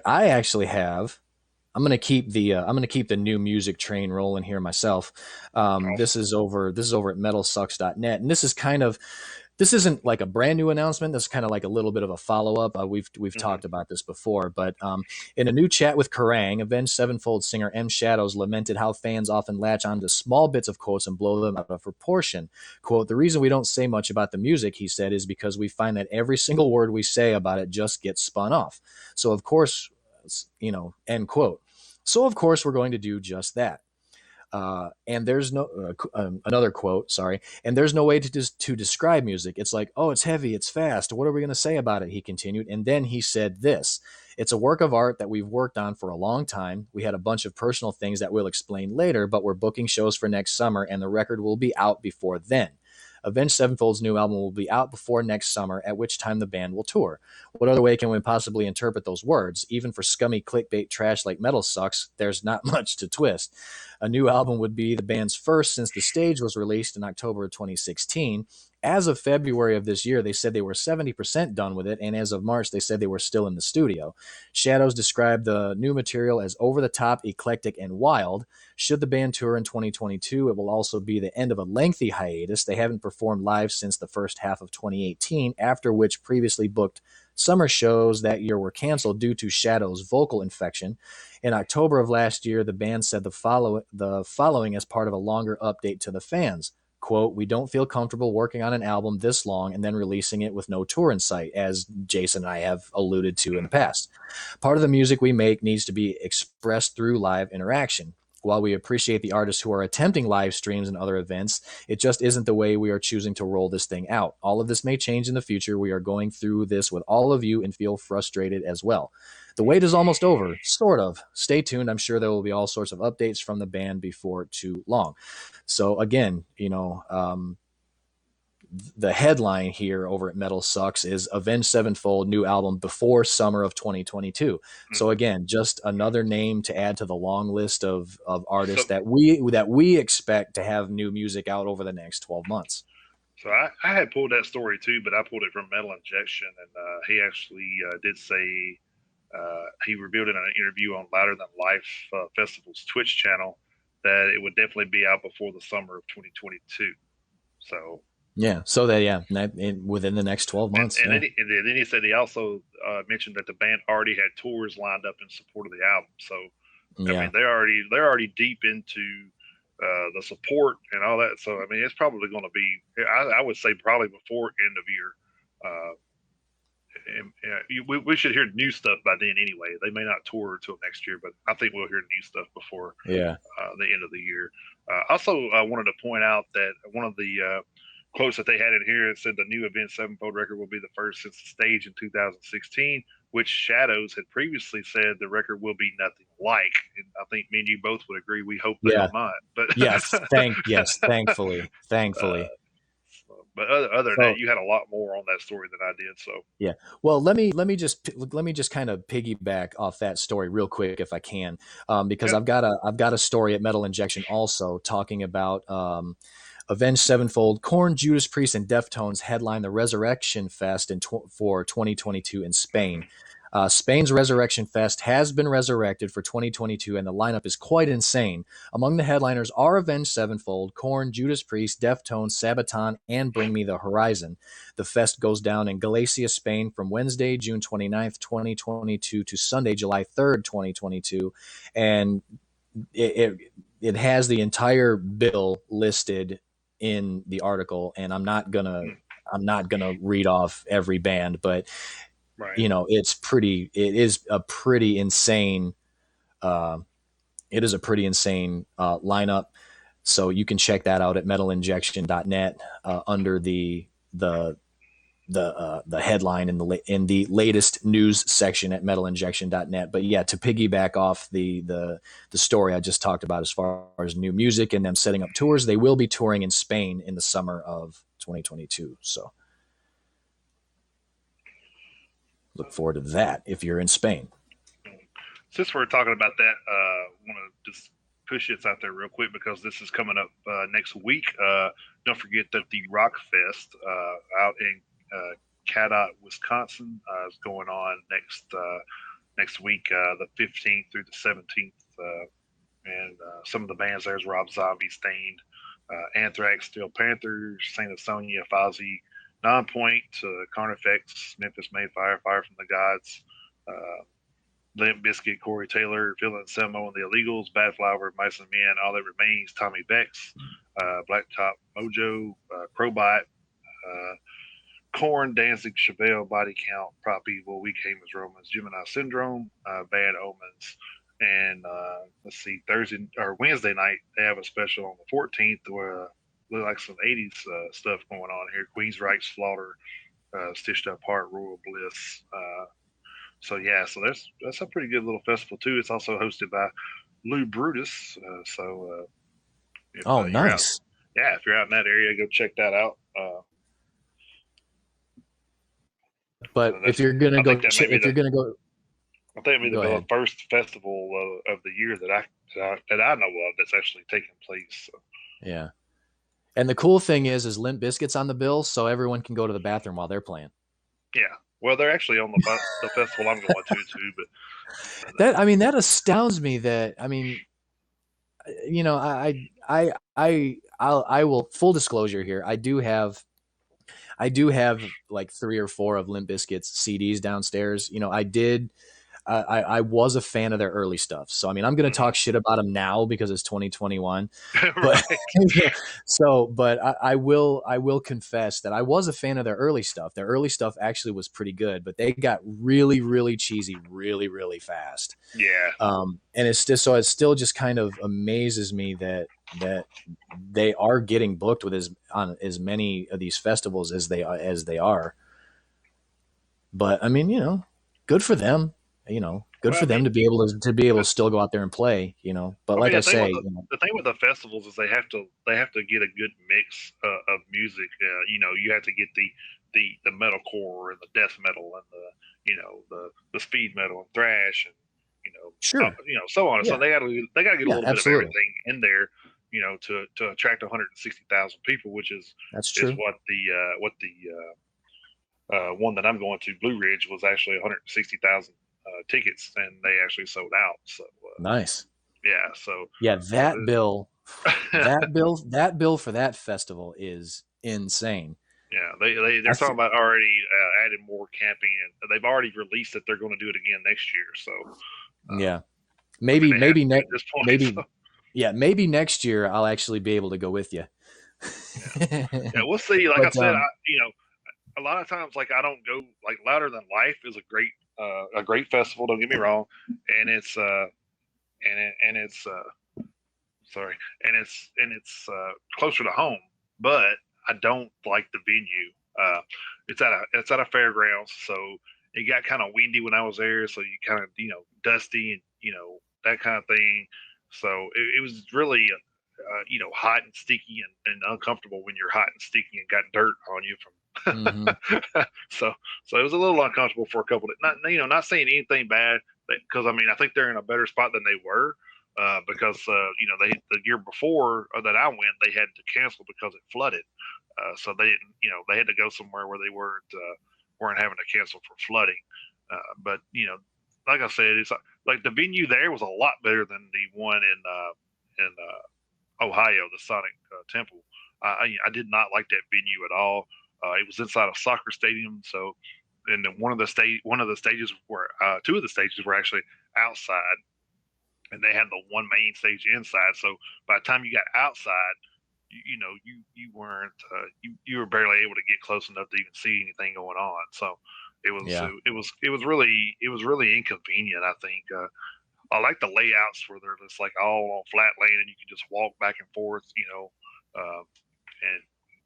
yeah, it was just it was just to me, it was just kind of inconvenient having to go in and out of a stadium, and then you couldn't go back to where you were sitting before if you left. So, Right. uh, You definitely so definitely got to pick your spots. Yeah, yeah, absolutely. yeah. And I mean, if everybody you want to see is not on that main stage, though, I mean, you're not going to sit in there and just not go to see who you came to see. I mean, that's what we do. We usually track out once we get the schedule. We'll track out. Okay, we're going to see this one and this one and this one. And if it's like say, not saying anything bad about any band, but in this moment it was over here, and then say you know a Slipknot's on this side, then I'm going to see Slipknot because for one, I've seen Hmm. that in this moment like 5 or 6 times already. So I'm going to go to see the band I haven't seen the most. Um, Right. you know, that's That was actually one of the good things about the Ozfests that I was able to go to. uh-huh. I ended up going to three separate ones up in Nashville back when Starwood Amphitheater was open. Right. That's And what I want. shout out to Starwood Amphitheater. We miss you. Um, Mm-hmm. but they had, obviously the main stage was the amphitheater, but Right. you know, you, I know you remember, I don't know if anybody else listening had ever been to Starwood up there in Nashville, but you had the pavilion with the seats, then Mm-hmm. you had that main walkway, then you had the grassy area that went up the hill, and then you had the back wall at the very, very top of the hill right back there. And then for the Ozfest, behind that back wall at the top of the hill is where the second stage was. But they had enough staircases to where you could easily walk up the hill to get behind the wall to go up to the second stage area. You could easily get back and forth up and down the hill from the main pavilion to the second stage to see whoever it was that you wanted. And obviously, with a bill like the Ozfest, with the amount of bands that they had, it seemed to work out. It was basically the exact same setup you were talking about. There was music going at the same time. There were bands Right. on the main stage under the pavilion, and then the Right. second stage was going simultaneously. So the three that I went to, I don't know if it was luck or what, but I basically got to see every band I wanted to see at all three of those Ozfests, whether they were on the second stage or whether they were on the main stage. They didn't have all the headliners on the main stage and all the new acts on the second stage. They mixed it up a little bit. I in the last one that I went to, I actually went to with my wife and a friend of ours at the time. We saw Slipknot and Lacuna Coil and Devil Driver on the second stage, and I can't even remember all the bands on the bill at this point. But so we got to see those guys earlier in the day, and then we got to see all the headliners we wanted to see on the Mm-hmm. main stage. So it may have just been luck that that's how it ended up for us, especially with that amount of people. You get the mix of people who like different bands, but so Starwood had a great setup for the music festivals. Mm-hmm. All But right. yeah, the venue makes a big difference. It does, yeah. So we'll see how this one works out. Like I like going to different festivals every year, just because I like to go to new places for one, and then to go to states I've never been to. So maybe Sure. I'll pack up and go to Wisconsin next year to that one or something. I don't know. We'll Yeah. see. Uh, we'll do a couple of real quick ones here, and then I'll turn it back over to you. Okay. I, Yeah. Sure. Go ahead. yeah, Lamb of God vocalist Randy Blythe has started writing a new book to follow his 2015 memoir, Dark Days. The musician revealed this week that he had completed the proposal, secured a publishing deal, and already started writing a preface for the upcoming publication. But the book may or may not be autobiographical, as was Dark Days. In an announcement that was also discussed in the process of writing and making art overall, the Lamb of God rocker would only confirm that it's nonfiction. Whether that means it will cover his life or something else factual seemingly won't be revealed until later. Um, Quote, it's been 6 years since my first book, Dark Days, came out. Blythe began in an Instagram post on Thursday, July 8th. I've been kind of busy, but I can't screw around any longer. It's finally time to write a new one. The proposal is done. The publisher has accepted it, and the contract is hammered out and in the mail, end quote. He continued, quote, shit, that means I actually have to write this thing. All that and all I'll say is this: a, it's not. It's another nonfiction book, and B, I just spent over 2 weeks utterly consumed by writing the freaking introduction. 2,296 words in 15 days. That's not a lot, but I want it to be right. Elsewhere in the message, Blythe praised the information found in the 2002 nonfiction book, The War of Art by Stephen Pressfield, a publication previously extolled by many other artists. By most accounts, it serves as a handy guide for overcoming writer's block. If you want to try to be a writer or pursue any sort of art, but you're too intimidated to start, buy this book, the Lamb of God member added. I can't recommend it highly enough. Read it, do what it says, then sit your ass down in a chair and write. You'll find out eventually if you're any good. Last month, Blythe led a hardcore cover version of the Prince song "I Would Die for You." This summer, Lamb of God head out on the metal tour of the year alongside Megadeth, Trivium, and In Flames, which I still haven't got my refund for. Screw you, Ticketmaster. Uh, but And screw you, Municipal Auditorium, for canceling the Nashville concert. yeah, well, they canceled. Yeah, they canceled all their concerts. I thought it was just that one, Yeah. but kind of found out they canceled a lot of stuff. So, Yeah. and then here's a real quick one. We've all been missing a bit of live music since the pandemic, but over in Australia, one plucky musician has decided to take things into his own hands. 2 weeks ago, a scantily clad Slash lookalike caused a ruckus when he performed with his guitar while stood in his driveway. According to our friends over at Guitar World, the man in question is known as Sublet Hammer. His real name is Savas Caruso and is recognized within the local community for his weekly 45-minute sets from outside his abode in Salisbury Downs. As he clutches onto a Les Paul with his amp plugged in and volume naturally turned up to 11, Caruso rips through some seriously heavy guitar riffage before being ambushed by South Australian police following a noise complaint. As the police pull the amp's power and snatch his guitar, Caruso is swiftly arrested for breaching an environmental protection order that was issued to him the day prior to his performance. The notice stated that he was not permitted to perform for a total of 72 hours. The entire altercation was filmed by onlookers who appeared appalled by the police's stern actions, with one bystander calling the incident criminal. After being released following 3 days in custody, the guitarist launched a change.org petition under the name Subs World in order to seek justice over the event. The page reads, quote, "They treated him like a dangerous criminal, all this for a non-indictable offense, a mere noise complaint. The police have no grounds on which to enforce this order, therefore had no authority to come onto the man's property while playing his music and disconnect the power, followed by the shocking physical bombardment they call an arrest of an innocent musician practicing his art," end quote. You can watch that full video over at loudersound.com. That's pretty wild out there. Just in his actually the pictures I've seen, he was in his underwear. So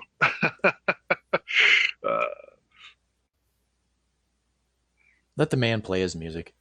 yeah, I mean, I mean, like if they it's said, not two, if it's not 2 a.m, I mean, let him play his music. yeah, like they said, it was even like wasn't even a misdemeanor offense. So for them to arrest him over that, I'm pretty sure there's going to be some bigger stuff coming to that. I mean, we won't cover it here, of course, because I just thought the story was funny. But yeah.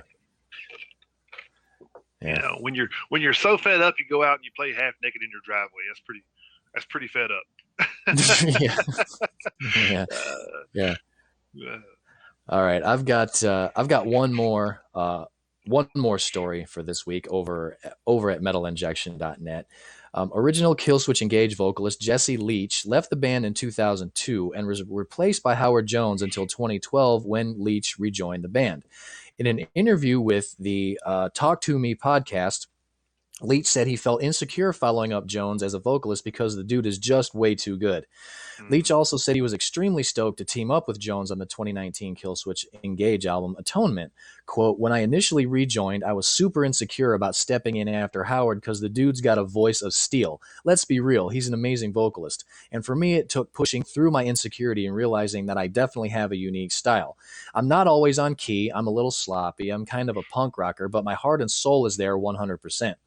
So I think for what I might lack in technique, I make up for in just sheer determination to deliver the goods. So for me, it was getting over myself, and the guys had their issues too. Let's be real. It wasn't me.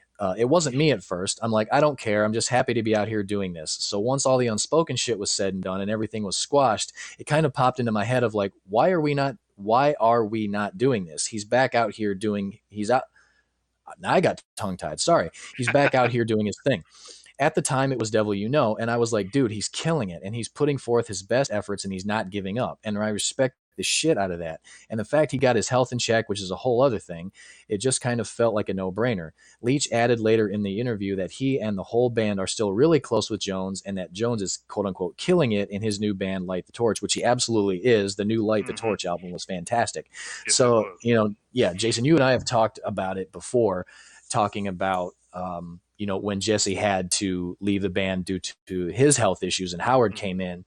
Howard obviously is one of our favorite current metal vocalists. We've Mm-hmm. talked before about how his voice just seems to get even better with age, and the new Light the Torch album was kind of another example of that. But I can understand how Jesse Leach could have felt like that coming back, because it's like Mm-hmm. you told me that when Howard left uh, to go be with Devil You Know, now Light the Torch, um, Jesse didn't just get to be like, all right, hey, I used to be in the band, now I get to just come back. He basically had to, like you said, he had to re-audition to Yeah. get his job back.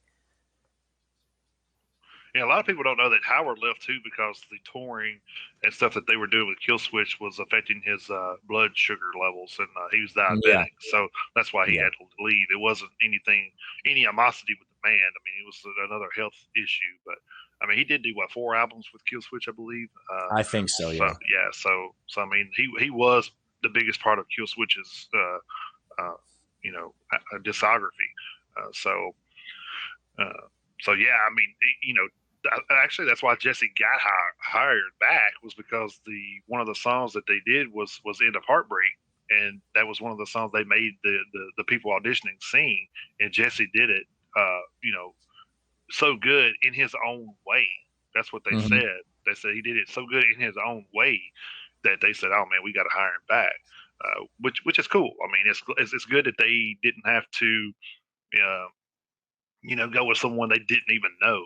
I mean, at least they knew Jesse a little bit, uh, Yeah, that's and pretty it cool. then yeah, and they It's a didn't, really good and story. they yeah, it is a good story. Well, I mean, we've talked, like I say, you and I have talked about it before. It's cool because all of the changes that had to happen in that band, going from Jesse to Howard back to Jesse, none of it was. I mean, obviously, you don't want it to be because of health reasons, but Yeah. with that being the reason, and it not being anything as far as like animosity or some sort of inner turmoil within the band, you know, they the you know Jesse and Howard were both able to get their health issues in check to where they were able to continue their careers. It Hmm. was, you know, all things being equal, and if you can look on the bright side, the good thing is the changes in the vocalists ended up being that the transitions were smooth that needed to be made. Jesse Right. had to leave because he had his health issues. Howard came in to take over. Jesse was able to recover from his health issues, and then when Howard had to step back because of his own that he had to get in check, Jesse was able to re-audition and come back, and the transitions that were made were smooth. Hmm. Everything was cool between everybody. There was no animosity, and how Howard has been able to collaborate with Killswitch Engage with since Jesse has been back, and I think you've even said that they've played together on tour Hmm. and on stage together. Yeah. So in a roundabout way, I'm sure if you asked them, the guys in the band, whether it be Killswitch Engage or whether it be Howard Jones, with everything working out the way it did and everybody being back healthy again, if you look at the long game, I mean, I'm sure that they would probably say that with it not obviously not being an ideal situation, that if things had to happen the way they did, that's how you would have them happen, where everyone can still be friends and they can still work together. Hmm. All right. I had one more story, but I think I'm just going to save it because it's kind of a something I could put off on next week's show. So I think that's what I'll do. Since Okay, cool. we're running into 11:30 already. Yeah. So Yeah. yeah, we'll do that next week, and then All right. we'll run into uh, this week in metal history. So Yeah, let's do that. This week in metal history. This week in metal history, as always, is brought to you by This Day in Metal over at Twitter and on Facebook. Go check out Metalhead Marv at This Day in Metal on excuse me, on Twitter or at Facebook. And like I've said before, he is more active on Twitter than he is on Facebook. So, mhm. but go give Metalhead Marv some love. We like to do that every week here at the Metalheads Unite podcast. All right, leading off with the tail end of July 3rd. July 3rd, 1982, Demon releases The Unexpected Guest. July 3rd, 1990, Suicidal Tendencies releases Lights, Camera, Revolution. July 3rd, 1995, Mortician releases the EP House by the Cemetery. July 3rd, 1996, Cryptopsy releases None So Vile. And July 3rd, 1989, Midas Touch releases their debut album Presage of Disaster. And then moving ahead to Independence Day, which is kind of weird because Independence Day was last week. But anyway, Mhm. July 4th, 1986, Flotsam and Jetsam releases their debut album Doomsday for the Deceiver. July 4th, 1984, Messiah releases their debut album, Final Warning, and Evil releases the EP, Evil's Message. And Y&T releases In Rock We Trust, which peaked at number 46 on the Billboard 200. July 4th, 1987, ESP releases their debut album, The Future Is Now. And July 4th, 2005, Blitzkrieg releases Sins and Greed. Moving ahead to the 5th, July 1988 was a hell of a day. Slayer releases South of Heaven, which peaked at number 57 on the Billboard 200. Overkill releases Under the Influence, which peaked at number 142 on the Billboard 200. Death Angel releases Frolic Through the Park, and Cloven Hoof releases Dominator. So that was probably quite the day. Everybody going out and having to buy 3 CDs at least all on one day. Yeah. People probably, a lot of people probably on July 5th, 1988.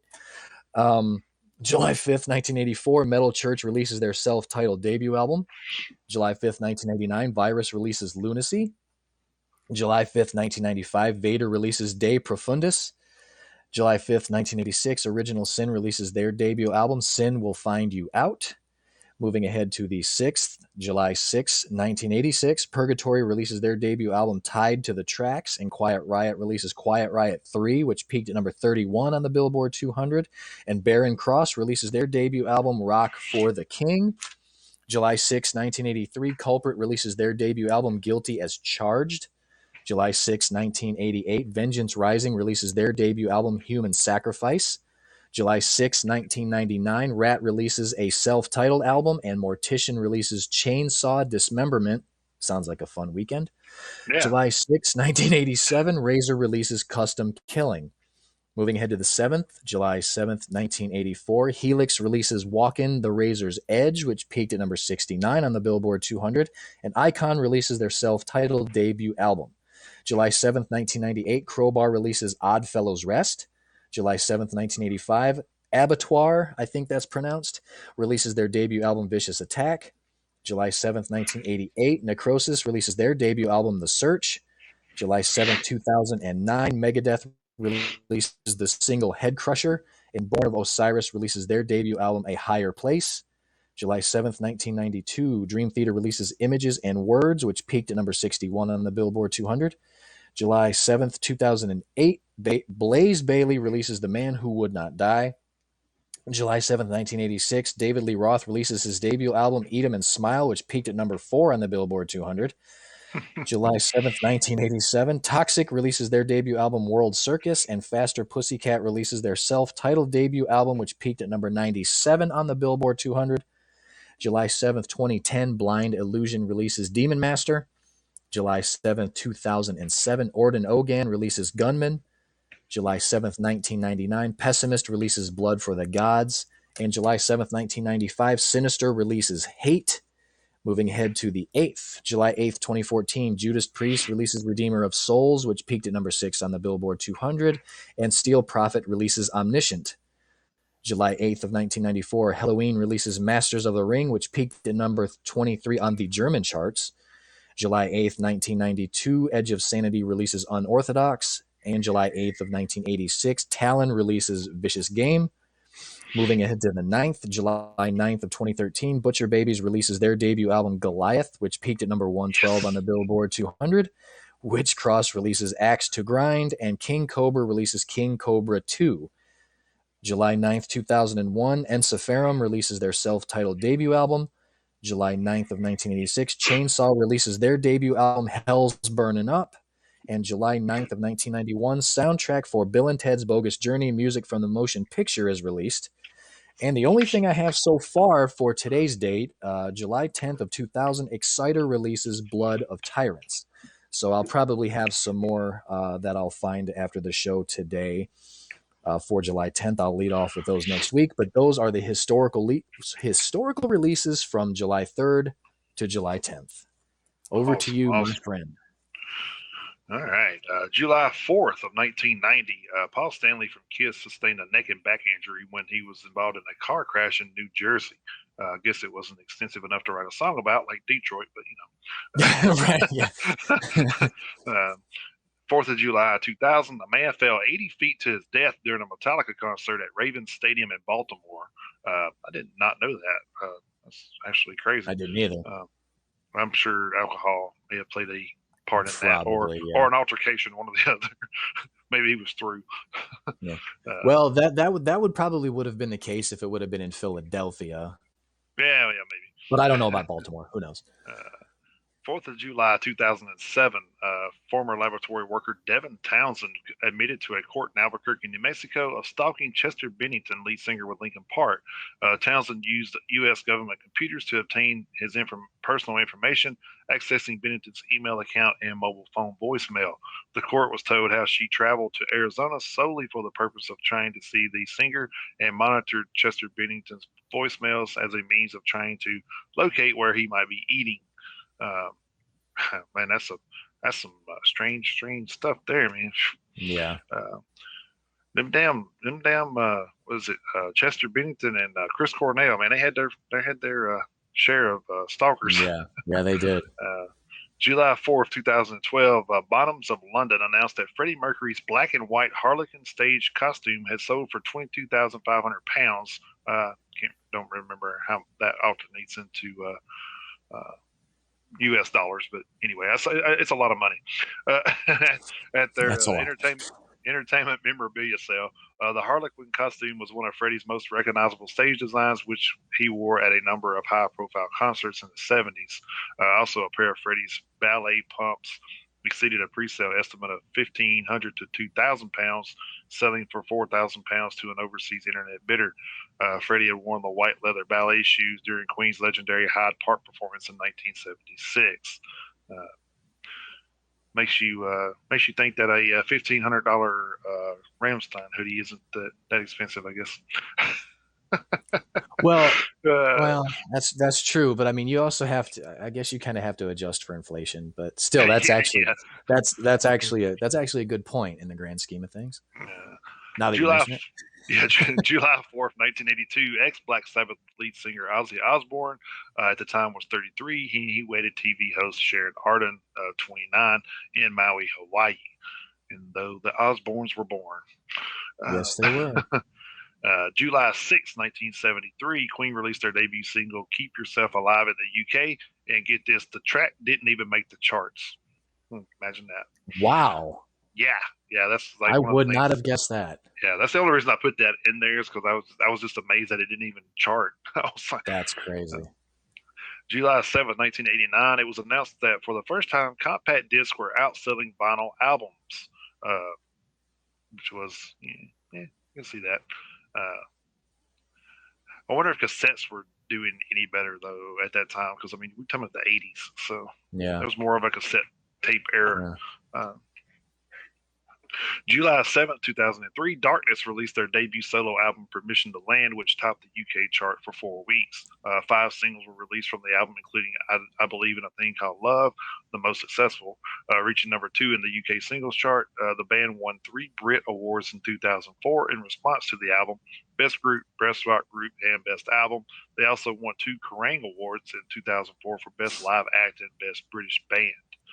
And I will say one thing: I absolutely hated that song, I Believe in I a Thing do Called too. I Love. did too. God, I hated that song so much. Uh, Ugh. yeah, I I mean, did good. too. I Don't mean, feel. good. I mean, good for them for having the success. But me personally, Yeah, God, I hated that song. yeah. Oh, Uh, it's terrible. all right, July 7th, 2007, Ozzy Osbourne became the first artist to be honored on Birmingham's own Hollywood-style Walk of Fame. The singer from Aston told more than 1,000 fans on Broad Street that brass paving star meant more to him than any Hollywood accolade. Interesting.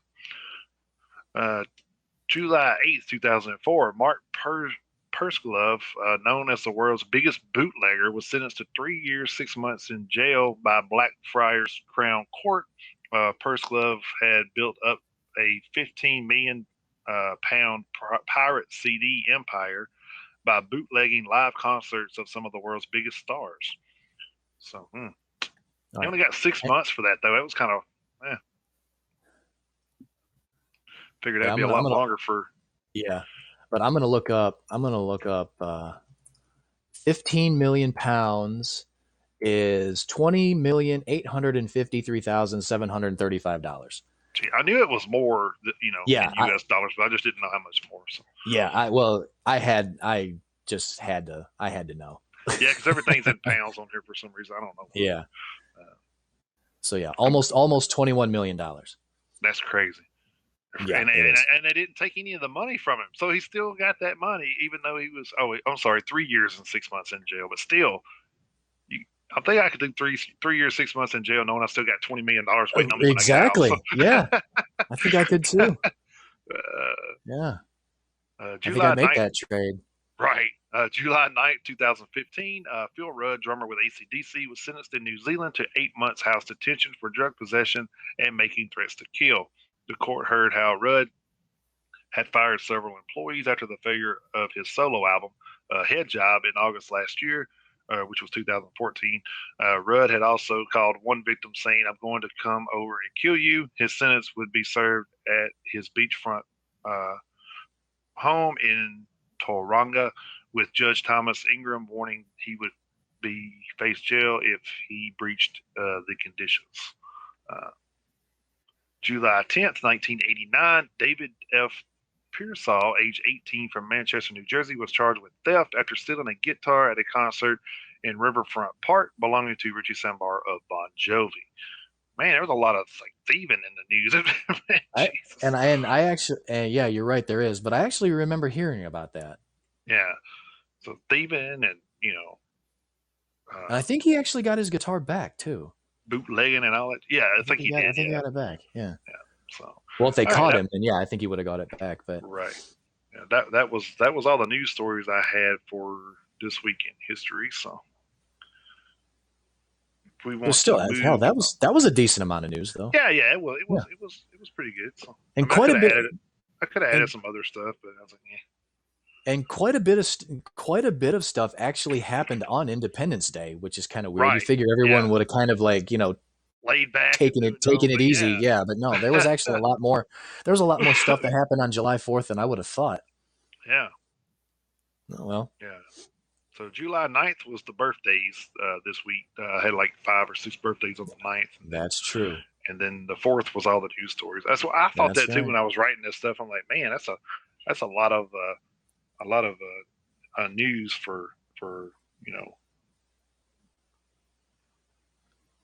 Yeah, for one day, and it being a Yeah, major holiday. Of course, it's a major holiday here, not really so much in England, but right. for obvious reasons. All right, so here comes the segment of the show where we talk about her. This week it's 10 power ballads from the '80s. We do different stuff Yep. every week. Seeing as we did the '80s this week, let's just do the '90s next week. How about that? Okay, yeah, we can do that because Yeah, actually, I was actually going to suggest that too because while I was trying to compile my list for this week, I was coming up with songs I was going to add, and then I went and looked at the dates. I was like, "Fuck, yeah, '90s, never mind." yep. I didn't. I ran into a Yeah, lot of so that too. I'm like, damn. yeah, so yeah, so we can actually do that. We can actually do the the '90s power ballads next week. It's actually a good idea. I mean, technically, I've already got a list started. If you want to be honest, because like I say, there were some that Yeah. I was going to add to this week's list, but I wasn't able to do that. I will put one restriction on myself for next week. With next week being the '90s power ballads, I'll say right now that I won't include "Nothing Else Matters" and "The Unforgiven." I will take those two songs out. Okay.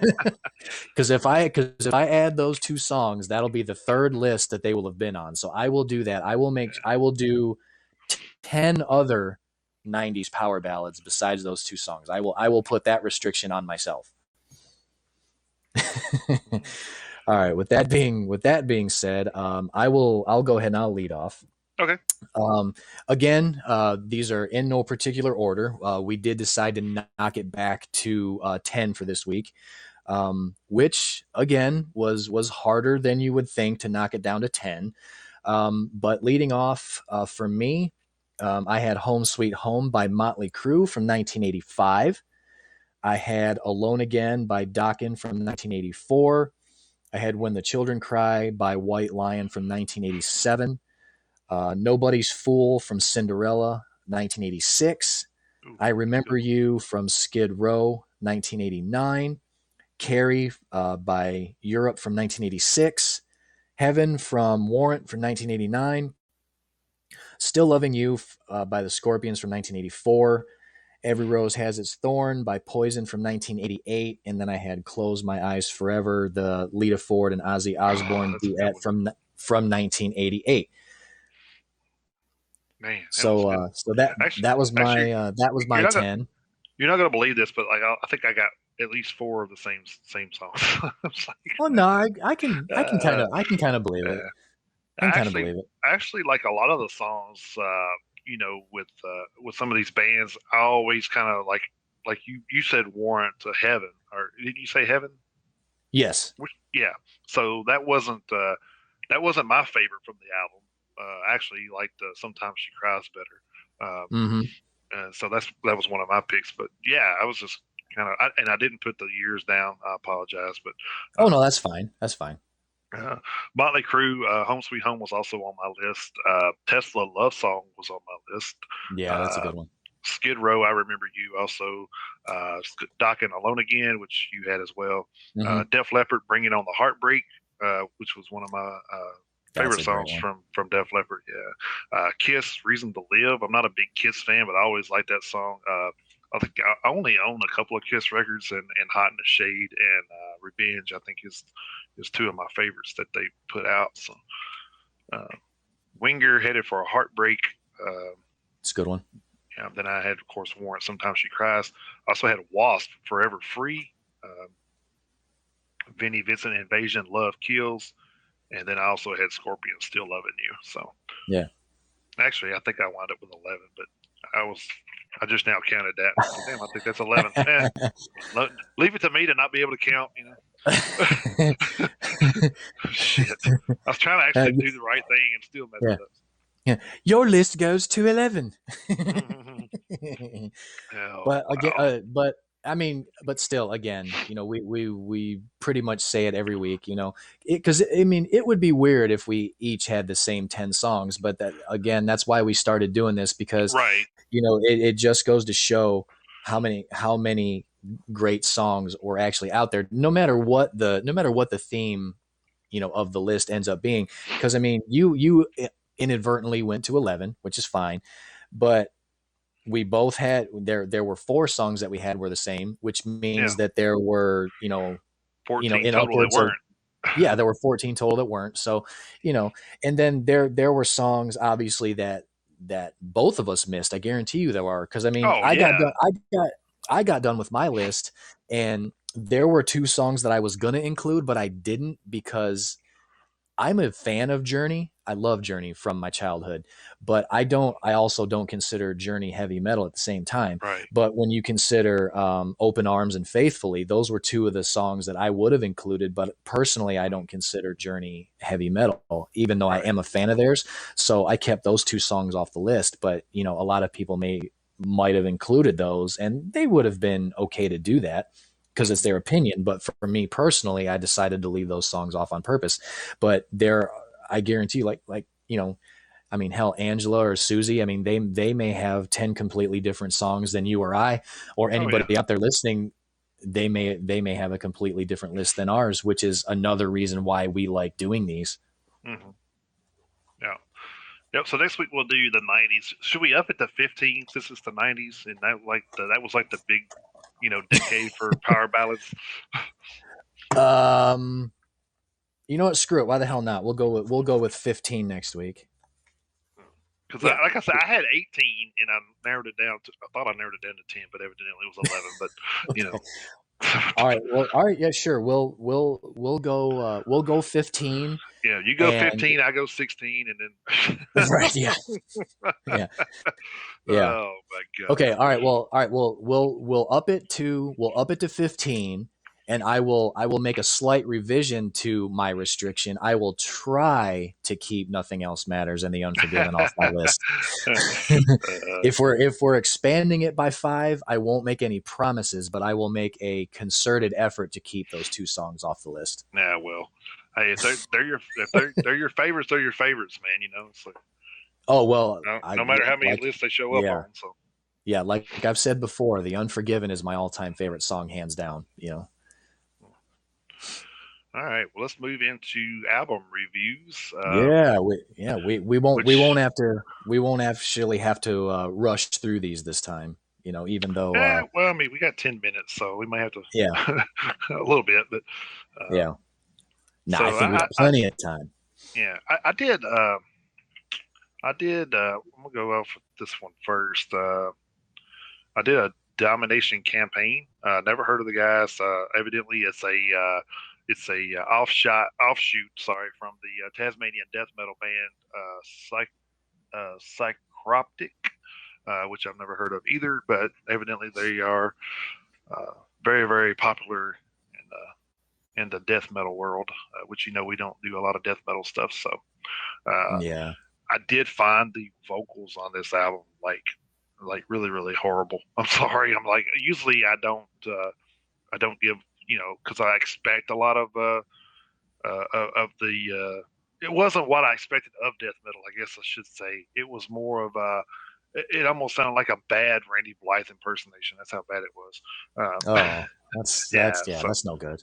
yeah. So I mean, like some people may like it though. Don't knock it.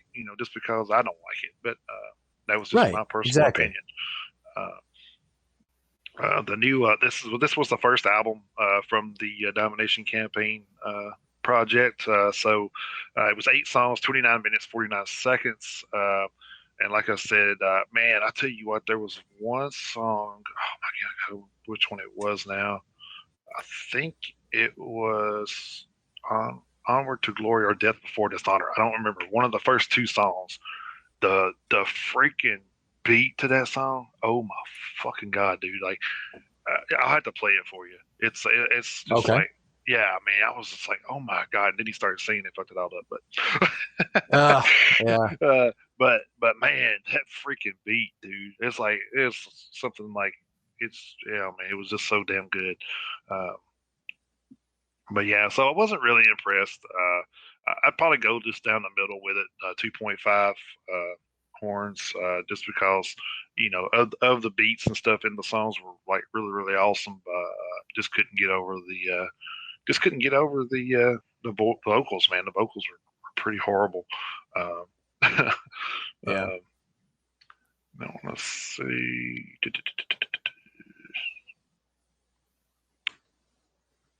Well, my other album isn't on here. Where'd it go? Let me go back and try to find it real quick. I also listened to a band.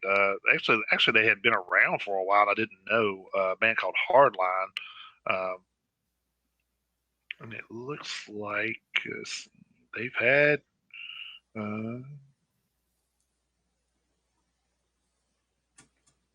1, 2, 3, 4, 5, 6, 7, 8. I think this is their 8th studio album, and they have a live album out there too. But the band was originally formed in '91 by brothers Johnny and Joey Gialli. The band consisted of 5 members then. Um, Trying to see when their current members are right here.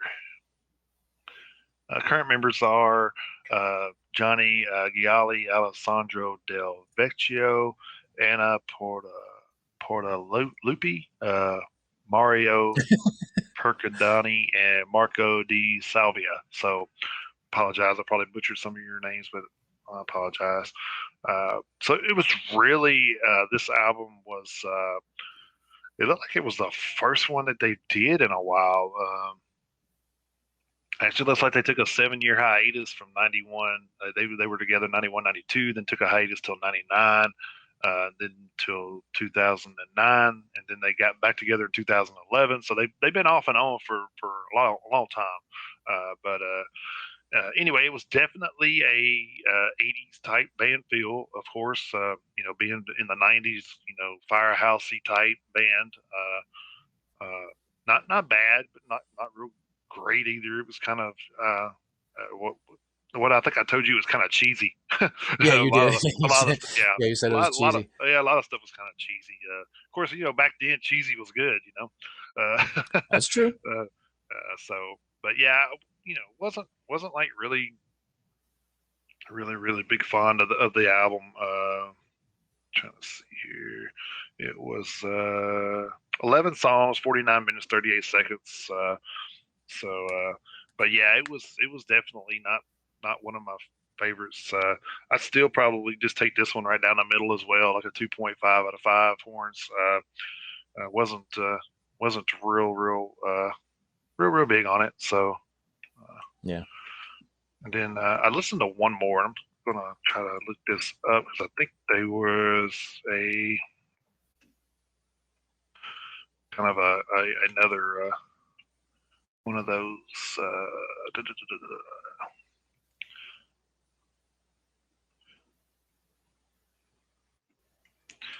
Yeah, because like the Life Project is actually a project to serve the needs of homeless people. So Oh, so you have to like okay. go. Yeah, you have to go and here we go. A little information there. This was like their debut EP, the Life Project. It was at the Gates, I think, or no, sorry, that's not right. Oh, it was Stone Sour's guitarist Josh Rand and then co-singer or co-songwriter and vocalist Cassandra Carson. So it's a twofer. Man, I tell you what, I didn't realize how. What am I trying to say? I didn't realize how many instruments that Josh Rand played. He did some drums, did some guitars. I was like, damn, that guy did all that. I didn't either. But yeah, but it definitely had a Stone Sour sound to it. It was kind of a Stone Sour mixed with Hellstorm, so it wasn't bad. I Okay. actually enjoyed a couple of the songs on there, and then they had a little bit of everything there. They had their their fast paced stuff. Then they had a couple of they had a couple of songs on there that were what the hell this thing doing. Anyway, they had a couple of songs on there that was like ballady type. But the first three, Ignite, Purgatory, and the Nothingness. Oh my God, like that Nothingness song. You gotta check that out, dude. They got a video of that on YouTube. Man, Okay, that's well, some I'll check that out. badass, dude. Yeah, I'll check that out. It's a 5 song EP, 21 minutes 19 seconds. So kind of EP standard. I Sure. definitely enjoyed this one a little more. I'm actually going to go out on a limb and give it a 3.5 out of 5. So probably my better listen of the three. Yeah. So I'll definitely try to check that out. yeah, I mean it's pretty good stuff. All right. I was only able to I was only able to find one full length album to listen to. Like I say, the one that I had planned on listening to got pushed back a week. I listened to The Reckoning, which was a duet project from Netta Loren and Nora Luhaimo. Netta Loren is the lead singer of the Finnish band Smackbound. She's been the lead singer of that band since 2015. I've never heard of that band. I'm probably going to check out some of their stuff. Netta Loren, she was born in 1980 in Pirkkala, Finland. Nora Luhaimo, she was born in 1988 in Finland, so they're both from Finland. Nora Luhaimo, she's actually been the lead singer of Battle Beast since 2012. I've actually heard of Battle Beast. I haven't heard any of their stuff. I do want to check out some of their stuff. So it was a duet between the two. They both took turns, on lead vocals on one song or another. Let's see, you have Sammy Elbana on lead guitar. You have Netta Loren's husband Nino on rhythm guitar. You have Paisi Haikala on bass. You have Vili Itapelto on keyboards and Sampo Hapaniemi on drums. Say what you want about Finland, man. They've got some names. They have got some names. Yeah. I don't know exactly. And not Metallica, Pantera, and Slayer. Right. No. I don't exactly know the overall duration of the album. I wasn't able to find that because it wasn't listed on Encyclopedia Metallum, so I'm not exactly sure. But it was 10 songs. "Time to Kill the Night" was track 1. You had the title track, track 2. Track 3 was "Tongue of Dirt." Track 4 was "Striking Like a Thunder," which I have a hard time with that album that song title because everyone knows that lightning is what strikes and thunder rolls. Right. So I really had a hard time getting past the name of that track. Anyway, I digress. Track 5 was "Bitch Fire." Track 6 was "Hurricane Love," which was the full-fledged ballad on the album. Then track number 7 was "To the Wall." Track number 8 was "Viper's Kiss." Track number 9 was "Walk Through Fire," which was kind of like I'd say it was half ballad.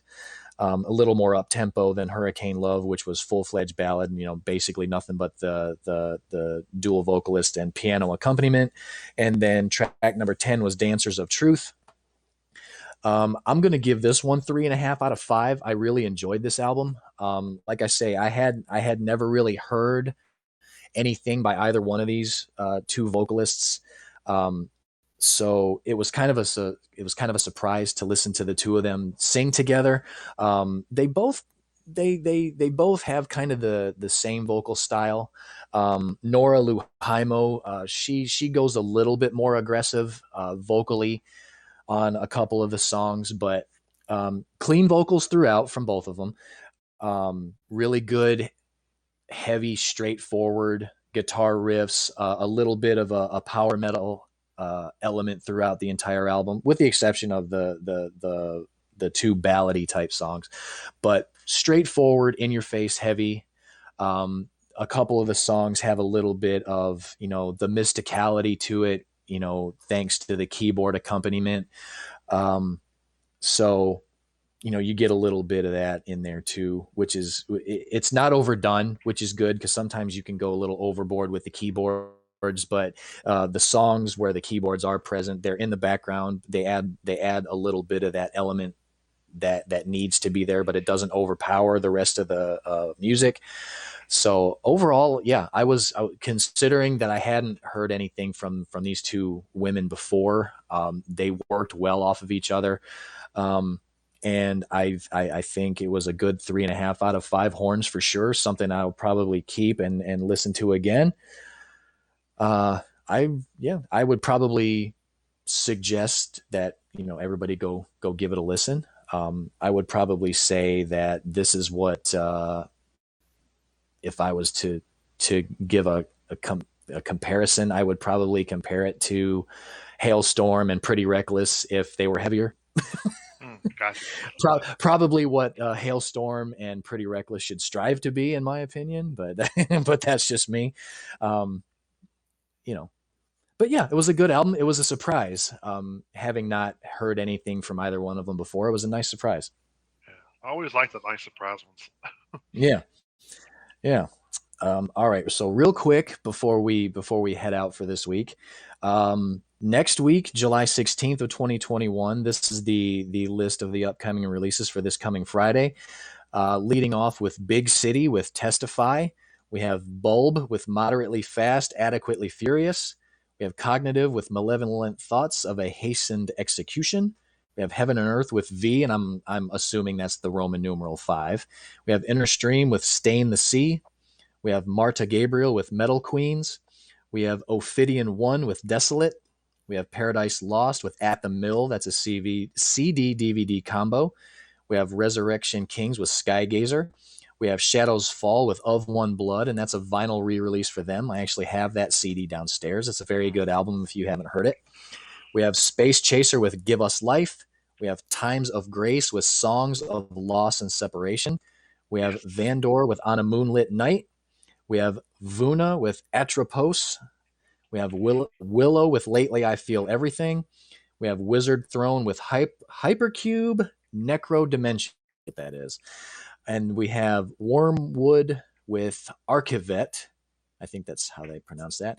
And the one album that I was going to listen to this week that got pushed until next week, we have Power Wolf with Call of the Wild. So that was the one that I was going to check out and review this week, but it actually got pushed till next Friday. So that'll be Well, one of the ones that I try to focus on the most. But well, this I'm week it gonna. looks like there's a lot more brand new music coming out, Mhm. so maybe we won't have such a difficult time. Well, I'm going to tell you right now. I'm definitely going to check out that Times of Grace. If you're not familiar with that, that's that Jesse Leach and Adam Dukowitz from Killswitch Engage's side project.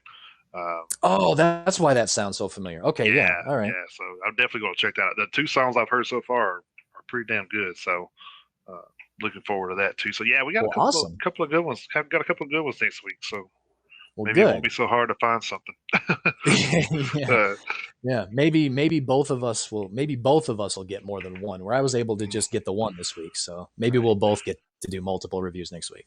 All right. So next week we got that to look forward to. We got the metal ballads of the '90s, and then I'm going to carry over a story about Ronnie James Dio that I didn't get to do today. So All right. yeah. So So we got half a show done already for next week. yeah, All yeah. right. Right. So no, Yeah. don't prepare much next week. All right. Yeah. So, Yeah. We wow. won't have to. We won't have to cram. So that's good. Yeah. Well. All All right. right. I want to thank you guys for stopping by. No matter what platform you're listening to us on, we do appreciate it very much. Hopefully, you guys enjoyed it as much as we did. Uh, any last Absolutely. thoughts there, Chris? Or? Yeah, just want to like I said, just want to echo what you said. Just want to thank everybody for coming by and us out. Whether anybody came by and checked us out live this week on VOP or HAPS or whatever platform you guys listen to for all your podcast streaming, uh, or if anybody after the fact this week checks us out on the rebroadcast, we appreciate that too. If anybody wants to head over to the Metalheads Unite Facebook page and become a member over there, go ahead and shoot us a sorry, go ahead and shoot us a member request and we'll get that approved. And then we try to We just keep up with the best we can. And we last night just we went, yeah, I know what you're going to say. Last night we went, we hit 200 members. And then at some point during the night, we went back down to 199. So if anybody wants to come by and be the second 200th member of the Facebook group, come on over and send us the request. We'll get you guys approved, and we it, do our best to try to keep the content updated during the week. But with both of us having to work for a living, that gets a little more difficult than we would yeah. like. But we do our best to keep the content fresh. But just want to Just thank everybody, like I say, for coming by. We do enjoy doing this for you guys every week, and we hope you guys enjoy listening to us. So I'll say, just make sure if you're going to try to join the group on Facebook, please have a legitimate freaking profile. Don't like give it like I see like these blank pictures and the names, and then they're in like 50,000 groups and they got 5 friends. I'm just like, well, that's a flag, you know. It's like, Yeah, so yeah. please We be, have had, if you want to yeah. legitimately come on, then great. But we're not going to approve you if you only got 2 pictures and it says been a member since 2019 and you got 5 posts. I mean, you're obviously not on here enough to even know we exist. So Yeah. Yeah. So you know, we definitely haven't approved every single Right. membership request, you know. So, but come on over and come join the group. We'll be happy to have you. Yep. All right. With that being said, I hope you guys have a safe week. Come back and join us again next week. Until then, keep those devil horns held high and then jump in that pit anytime you can. Thank you See guys. you Have a great guys. week. See you guys next week.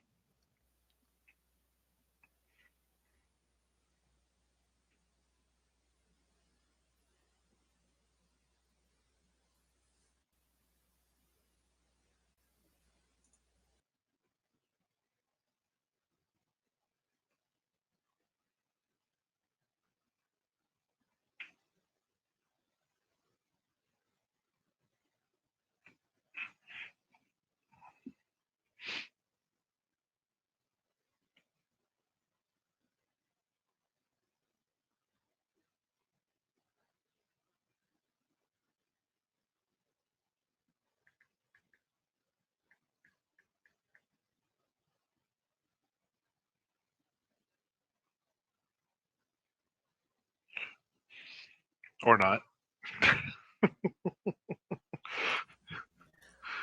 Oh wow. Yeah, we at least need to get an outro jingle to play. That way, we don't have to I just know, sit here right? with dead air. Uh, uh, that's all right. They'll get us in just a second. yeah. Yeah, be all good.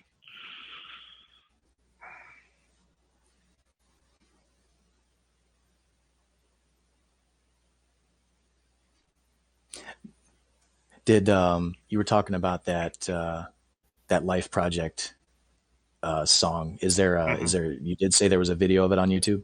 Yeah. What was that? Say nothing. Nothingness. Something's the name of it. Okay. All right. Well, I'll definitely look it up. I'm sure. I'm sure Yeah, if I. the nothingness. Okay. Yeah, I'll check that out. Yeah, that sounds pretty heavy, man. I was like, damn. Yeah.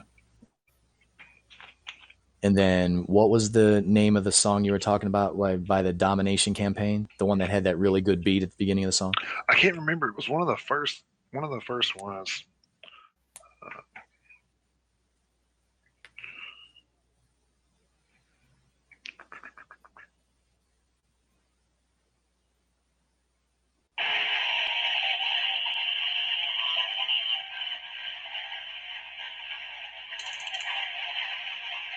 that one's good too. But there's a lot of good ones on here, but like one of the first two songs, I was like, holy shit.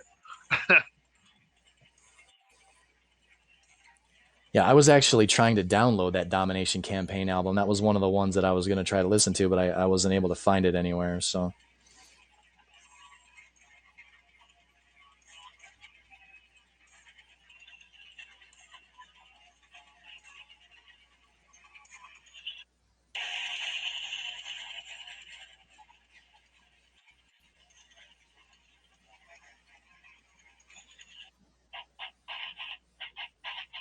Oh, it's actually the Sniper's Gaze. The Sniper's Gaze. Well, that's a Yeah. hell of a song title. God, that guitar is so fucking. Jesus. Yeah, that guitar is badass in that song, dude. That was a super duper crunchy riff. I could even hear it through. I could Oh, even could hear you? it over the Yeah, air. Yeah, man. it's it is it was pretty rough, man. I was like, damn, that's pretty damn good.